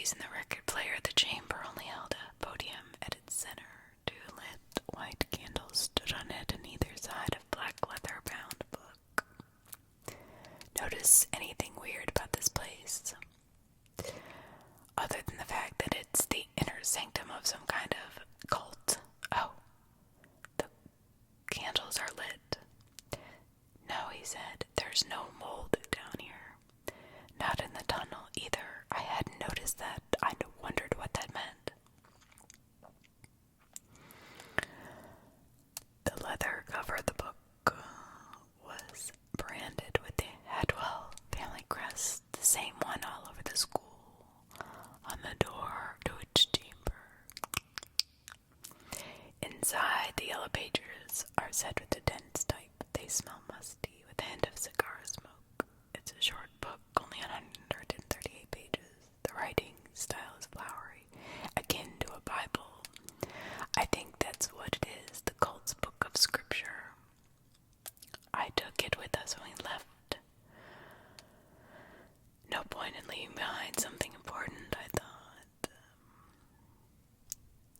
I spent a few days reading that scripture book. Perhaps book of prophecy is a more accurate term. I was raised Presbyterian, though I am no longer religious, and so I am very familiar with Christian creation, myth, and other biblical stories. The story goes that at the beginning of time, when the universe was an empty void, the old gods awoke. Countless gods, nearly infinite in numbers, all of them able to bend the very fabric of the cosmos over the eons of the vast darkness of space and time, stretching out before them. They became bored, and that to these powerful beings was unacceptable. To alleviate boredom, each god created his own dimension where it designed and dedicated every natural law. Due to the jealous nature of these beings, soon these dimensions became closely guarded by their particular creators to avoid their brethren stealing their secrets. Alliances were formed and rivalries were introduced. Walls between dimensions became thicker and thicker between enemies, and between friends they dwindled down to nothing. And in their cycles of creation and destruction, the gods were content. Of course, one of these gods created our world. It is a story that we're all familiar with.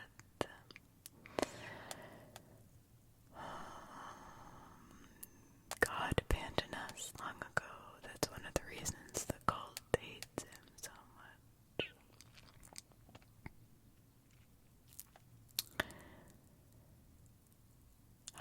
Gods abandoned children. As it said, here's how the book describes the paradise that it would bring. And they accept the holy gift, shall be ascended, and they shall have life eternal. They shall be no longer victims of fear, doubt, hate, or pain. They shall be held close to their loving entity, and they shall be one with it, with each other, forever and ever. But God has foreseen this trespassing. He set cowardly traps before he fled. God is often referred to as a coward with a capital C in the Hadwell Bible. When the entity came into our world, it found itself weak. Our dimension is hostile to it. It knew it would need a host or partner, and to do its holy work. At this point, to me, the entity sounds like a paradise, but for some reason, the cult seems to think being chosen is some sort of honor. And so the entity bided its time in the cracks of our dimension, waiting for the right vessel to come along. So the vessel and entity are considered two in one, but I'm not sure if that means that both consciousness are working together or if the entity completely controls the vessel. So when the entity is strong enough, it will spread its influence across the globe. The people will ascend into paradise, becoming one with the entity for all eternity. I don't know, that doesn't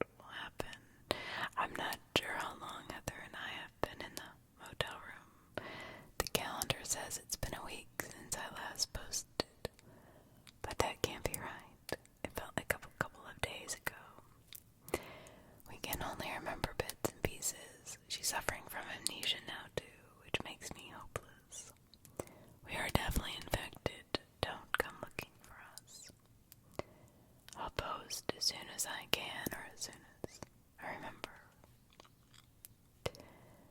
But how does one defeat God?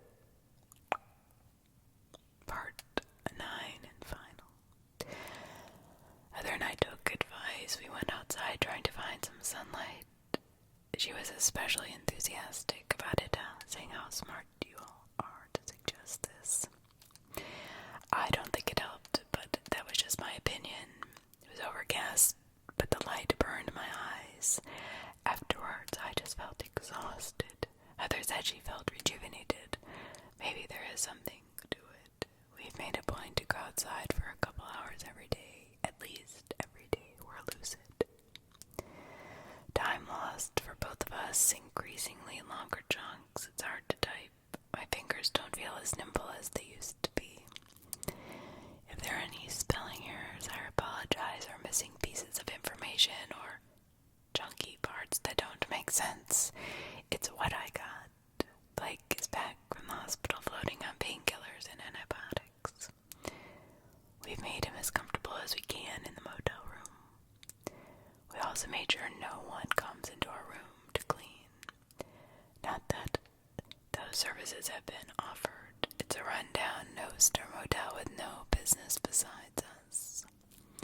But the fact is, I haven't seen the receptionist since we checked in. No one is ever behind the desk in the lobby.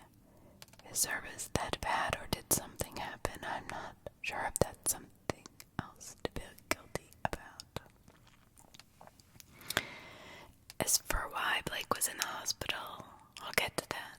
Chronological, remember?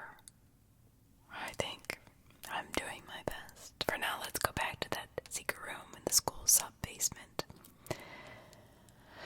I didn't get a chance to read any of the Advent Bible when we were down in that chamber. Almost as soon as I grabbed it, Blake and I heard shuffling in the tunnel behind us, like somebody walking with a pronounced limp.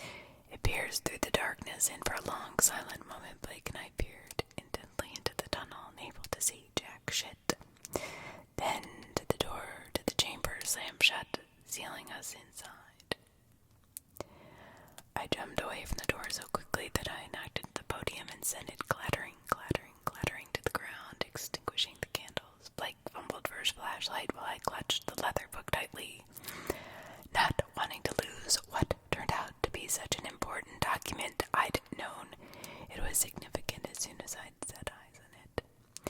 Blake, pushing at the door, pounded his fists into it so hard I'm surprised the wood didn't splinter, but it was solid and locked firmly from the outside. I peered through the dense darkness around me, panicking, sure that I was currently standing inside my own doom. With a furious curse, Blake spun around and grabbed me, bringing me close. Huddled together, we felt safer. Something was scratching at the wood of the floor. I heard a muffled snickering, almost like a hissing. The thing was laughing at us. I'm not sure how long we huddled in the darkness, listening to the thing behind the door scratching, giggle at us. We sat near the fallen podium, Blake swinging his light around at every noise. Then Blake's hand was on my shoulder. He was dragging me to my feet, saying he'd found a way out. As hours seemed to pass, he led me to the center tapestry behind the toppled podium, ripped it from the wall, his light revealing a hole in the stone, just large enough for us to crawl through. The tunnel we entered was earthen and sloped upward at an increasing angle. We crawled as fast as we could, but before we were out of earshot of that room, we heard the heavy wooden door slam open again. Blake pushed me ahead of him, desperately whispering, "Go, go, go, go, go, go, go, go." I felt hysteria mounting. I heard the creatures dragging, skittering footsteps echo through the chamber, following us. At some point, the dirt beneath our hands and knees turned to rough stone, and the tunnel widened until we could almost stand up. As long as we kept our backs bent, the creature behind us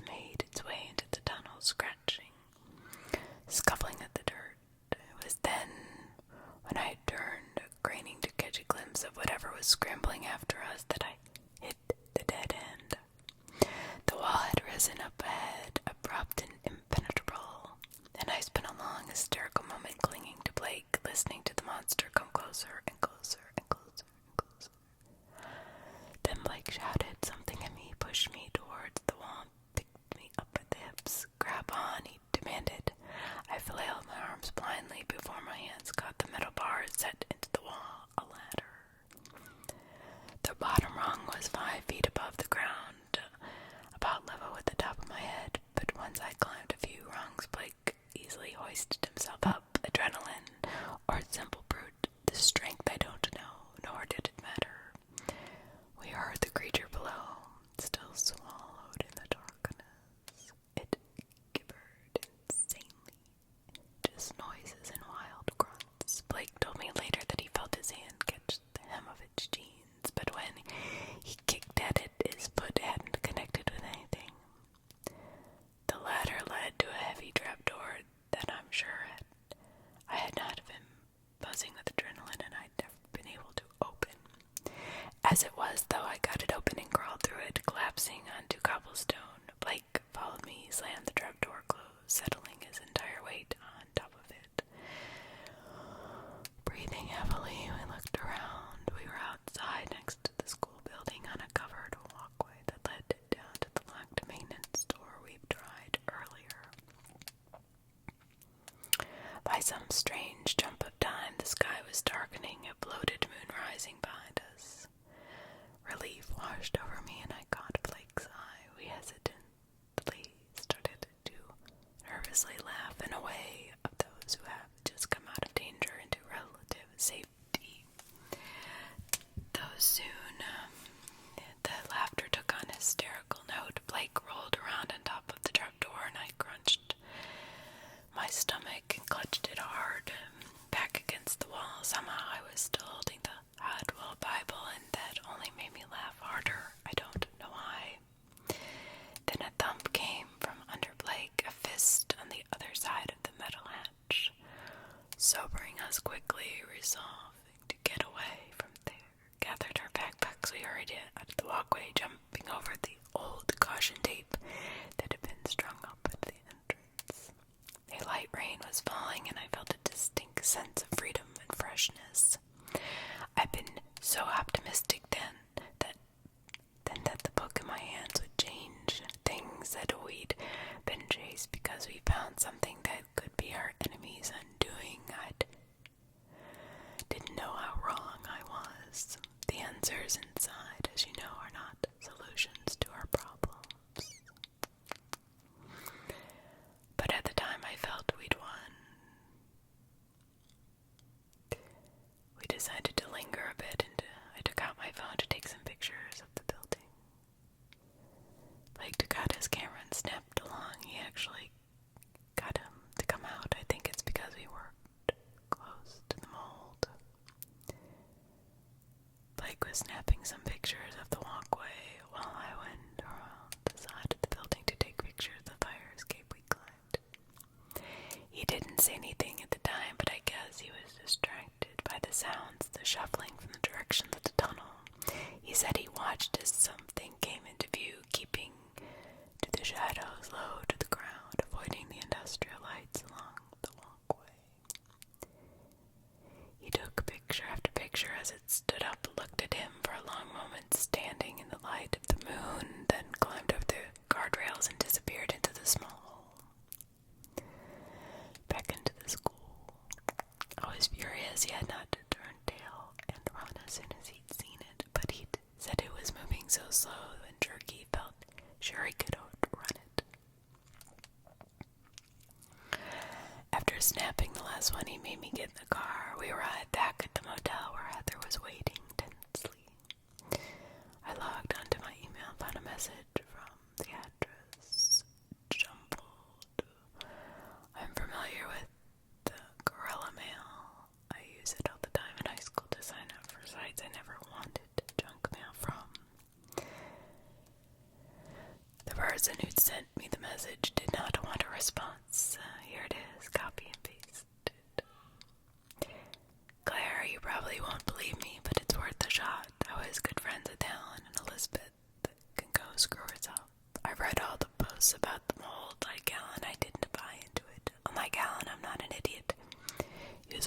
best friends, but he was always naive. I'm an atheist, but if God showed up on my doorstep tomorrow and told me to bow down, I wouldn't spend the next few weeks hedging my bets. That's why I bought a gun and I learned to use it. Don't kid yourself. This can't be cured. The thing needs people to possess. It needs bodies. My reasoning and bodies don't work with holes in them. None of this following me around, watching me shit you pull on Alan and Jess. I don't want to give the wrong idea about me. I'm not some badass who does this for a living. I was never very strong, and I was never in a fight before this. I was a computer science major. I work in IT. No, what though? Coding isn't much good when turns out to be real. You know what I mean? The good news for me and you, Claire, is that being smart and careful is worth a lot more than being strong. Nosleep is a double-edged sword. The truth is that the others posting there is what keeps me safe and up to date. I can hardly begrudge doing the same for anyone else caught up in it. But remember that others can read what you write. People you may not want knowing all the information, so be careful. All I ask is you to post this email as soon as you can, because I want Elizabeth to know that I know.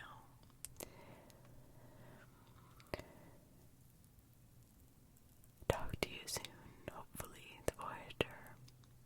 Now, I got that email 2 weeks ago, but didn't post it before now, not knowing how long it would take me just to write out the accounts. Spoilers, we met with Clayton. That's the Voyager's real name. And I regret it, but maybe not for the reasons you think. The cult is dangerous and we need all the help we can get, but I'm not finished trying to fix this. I believe Elizabeth Hadwell's the key.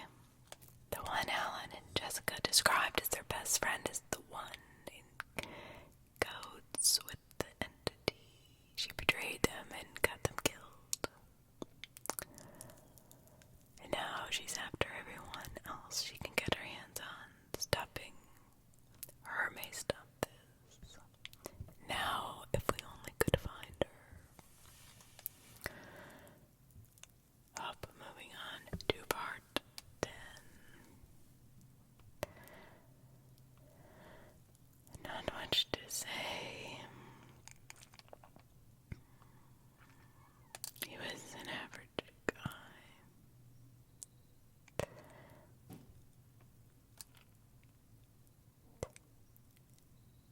There was nothing about his physical appearance to suggest someone special, young about my age, tall, with dark hair.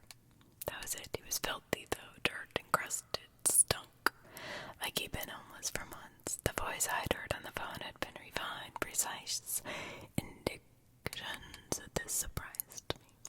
Clambered over the railing over the other end of the bridge from us and brushed him off. Brushed himself off, not sure what exactly happened next. He didn't even say a word to us. I called his name, he nodded, keeping his distance. Flicked on a flashlight, he shone on each of us in turn. Then he staggered back, really fast, clearly panicked. I turned around in case something was approaching from behind. But I only saw Blake and Heather, who seemed just as confused as I was. Clayton screamed at us, stuff like, "What the fuck? What the hell are you doing? Get the fuck away. Don't even look at me. Run away. Monster, monster, you monster." Really disjointed, situationally inappropriate. It sounded like the ramblings of a demented brain, to be honest. I realized at that point that he was insane. That's when he pulled out a gun, a black pistol, took it from his waistband, pointed it right at us. Now Heather started screaming. Clayton yells rose to match, and Blake started yelling too, pushing us behind him. I couldn't figure out what was happening. Chaos, that's what it was, chaos. Blake took a couple steps towards the guy. I don't know why. Idiot.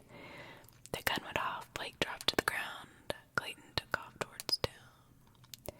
The bullet went through Blake's right shoulder and grazed left. Heather doctor's ears. We were screaming even louder, trying to stop the bleeding.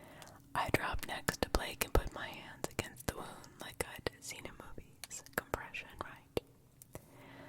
I don't know how, but we ended up getting him in the car. Heather was bleeding and crying, but she drove as I sat with him in the back. We drove him to the hospital immediately. It was only when we were halfway there that I realized I'd dropped the laptop on the bridge. No way was I going back for it, though. On top of mold and monsters and infection, we had a gun-toting maniac to deal with. I might even have been broken when it fell from my hands. There were no answers on it worth the risk, even if I could access them. We asked the doctors to quarantine Blake, explaining he had an infectious disease. I don't know if they did or not, or if they believed us or they thought we were crazy. He was unconscious and we left. I hated leaving him, but Heather brought up the point that we'd probably do more damages by being in a public place. He came back to the motel a few days later with a bunch of stitches and pain meds. He left before they wanted him to, though. He said he couldn't stay in a place with so many people, especially so many sick people. I'm sure the hospital staff thought we were strange roommate kids. Oh, I'll let him think that. That's it for now. Can't write anymore. My hand hurts and I'm really tired. So I'm not making sense. I'm assuming it's the next day, but it could be weeks, months. I don't know. I just woke up. Might as well continue my saga, even though I'm doubting more and more whether anyone will read this. The worst thing about this self-imprisonment is the boredom.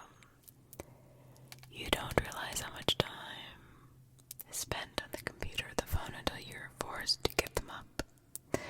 Hours pass in silence, confined to a hotel room. Blake is sleeping off the rest of his pain meds. Heather is sitting silent by the window. None of us feel like talking, so I write. Maybe someday I will make sense of it all. All the good thing is, if I black out, my words will be harder to delete. The night after Blake returned from the hospital, my phone was still working, and Clayton texted me a rather inscrutable phrase. There is a fox in the henhouse, is what he said. Even though I knew I might regret it, I texted him back since I don't have my phone and I never wrote down the conversation. This won't be word for word, but I'll transcribe it here for the best of my ability. Remember. Clayton, here Claire's account for our conversation, subscribed in her journal. Clayton, 1 in the morning. There is a fox in the henhouse. Claire, 1:14. What the hell, man? You shot Blake. Leave us alone. Clayton, I didn't mean to hurt your friend. Clayton, 1:15. I'm sorry. Claire, 1:18. Screw you. What the hell are you trying to do? Wave a gun around. You're crazy as the rest of them.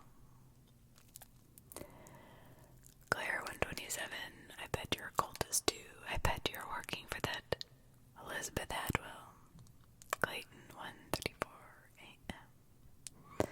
I'm not a cultist and I would never work for Elizabeth. Are you alone? I need to call you. You need to know something. Claire never responded. I'll let her explain the rest in her own words, said Clayton. At this point, my phone died. I don't know if he called me. I think I blacked out shortly after because the next thing I remember I was working. Up a sweat, shaking, and waking up in bed, my phone cord was disintegrating. That marked the beginning of my time with no technology. I wondered what he was going to tell me. I wonder. This is where the writing abruptly stops.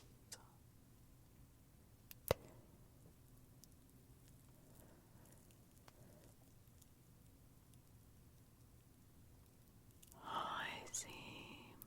Now mid-April to early May.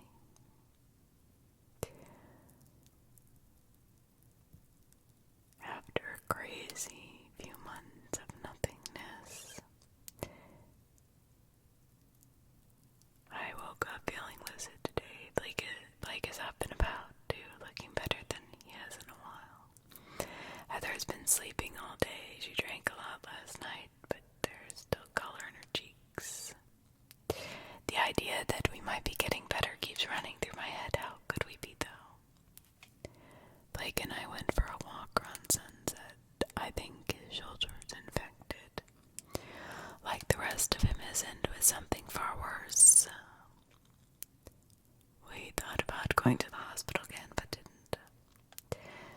Besides, we shouldn't be around anyone else. The motel seems abandoned.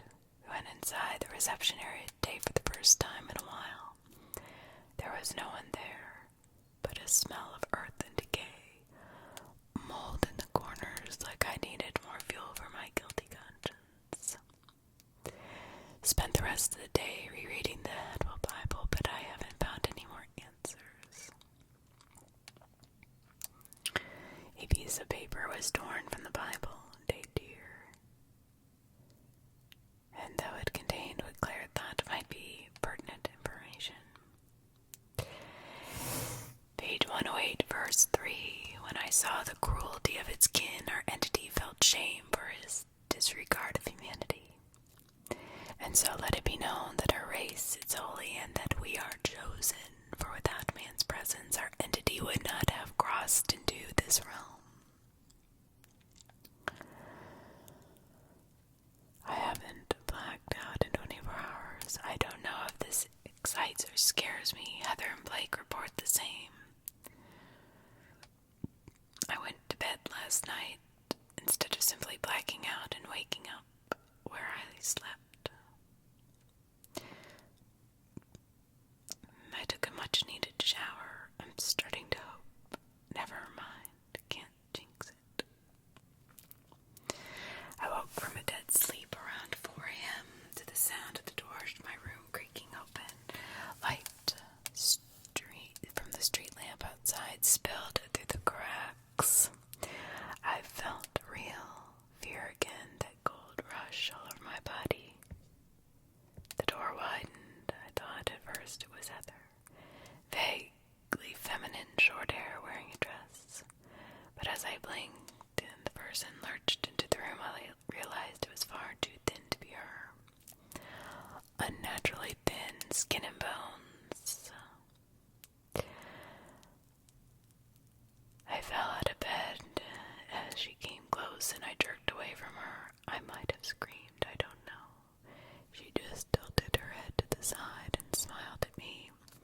She tracked my movements easily, like she could see out of her sightless eyes. I grabbed my crowbar, but I wasn't sure what I was going to do with it. I didn't want to hurt anybody. She was almost certainly innocent in this. Someone I'd cursed to this fate by my motel choice, and my choice to explore the town in the first place. My choice to stick around. So many bad choices. The thing in the doorway, what used to be a housekeeper, was now something else, opened her arms to me. We stared at each other for a long moment, then she dropped to her hands and sprung. She used her withered hands and feet to move like an animal, much quicker than I expected from her. She was on me in a minute, her grinning face inches from mine. I noticed then how silent she was, not a growl or a whine, just short, shallow breathing. Through her teeth, extremely accelerated. Her hand, the skin of it partially fused, forced itself in between my lips into my mouth and deep as it could go, making me gag.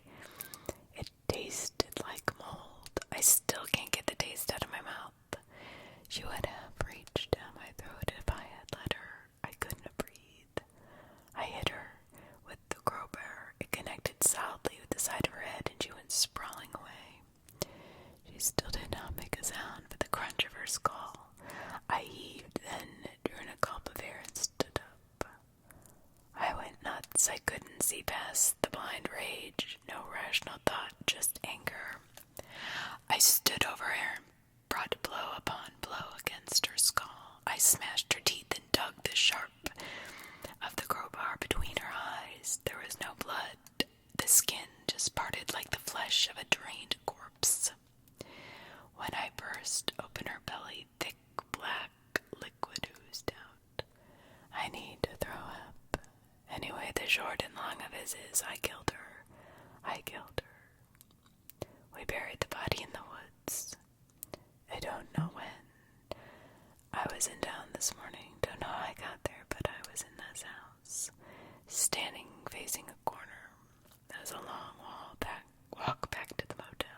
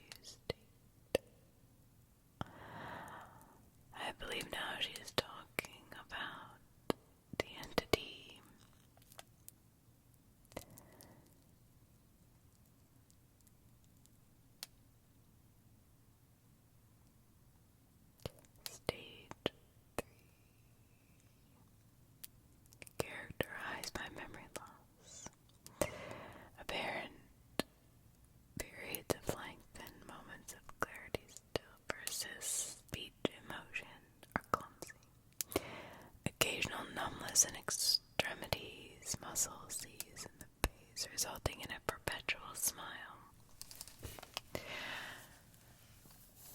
Extreme sensitivity to light, hair loss, degeneration of the body, no appetite, very little activity in the cerebral cortex. This has been the longest stage to date. The patient has spent 18 days like this.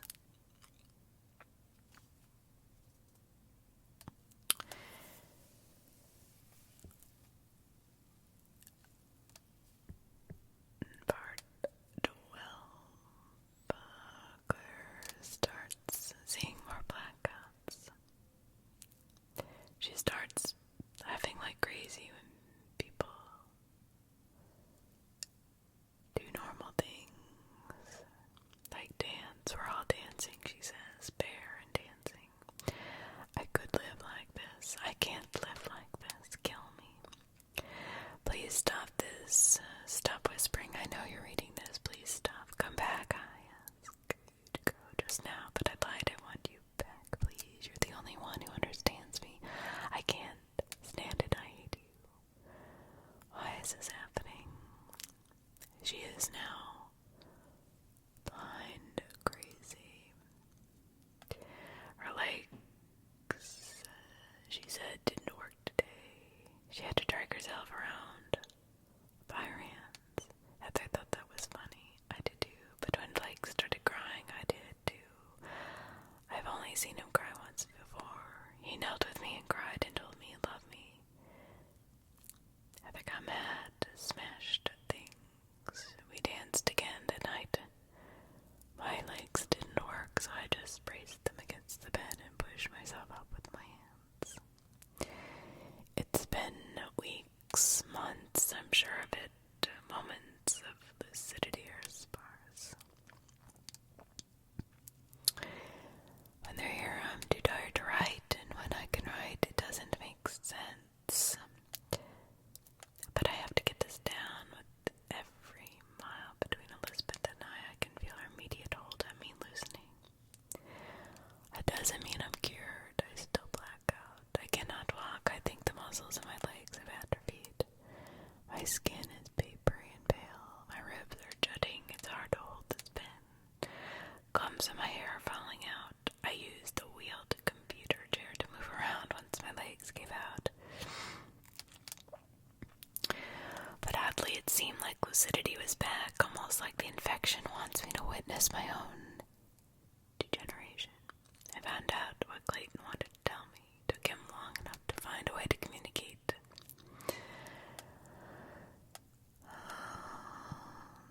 I've been lucid all day, but didn't want to talk to anyone, so I just sat in my room, watching the mold creep up the walls. I hadn't seen the others, but I heard them mumbling through the conjoining door between our rooms. Heather was singing something like usual.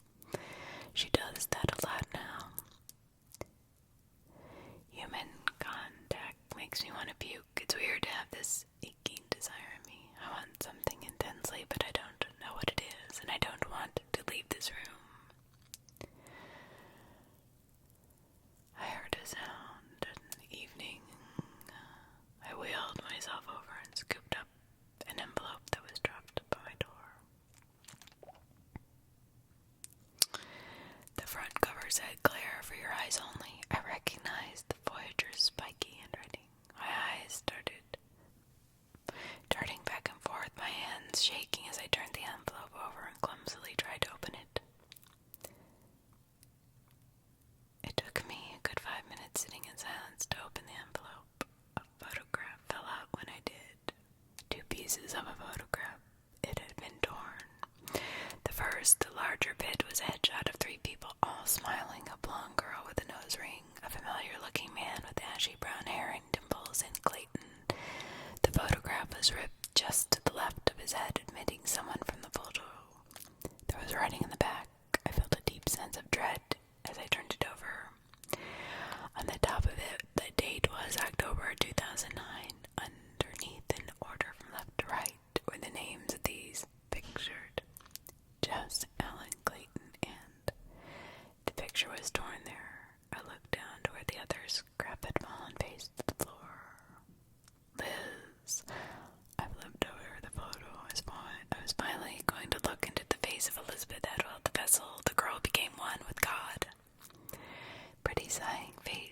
face looked back at me, green eyes, short brown hair, red lips, an attractive, pleasant face. But to me, it was the most horrific thing I'd ever seen, not because this girl was deeply evil, not because she was the start of all this. It was because I recognized that face. It was Heather. In the other room, Elizabeth Hadwell, the girl I'd been living with for more than a month or more, started to sing in clear, high voice. "You are my sunshine, my only sunshine. You make me happy when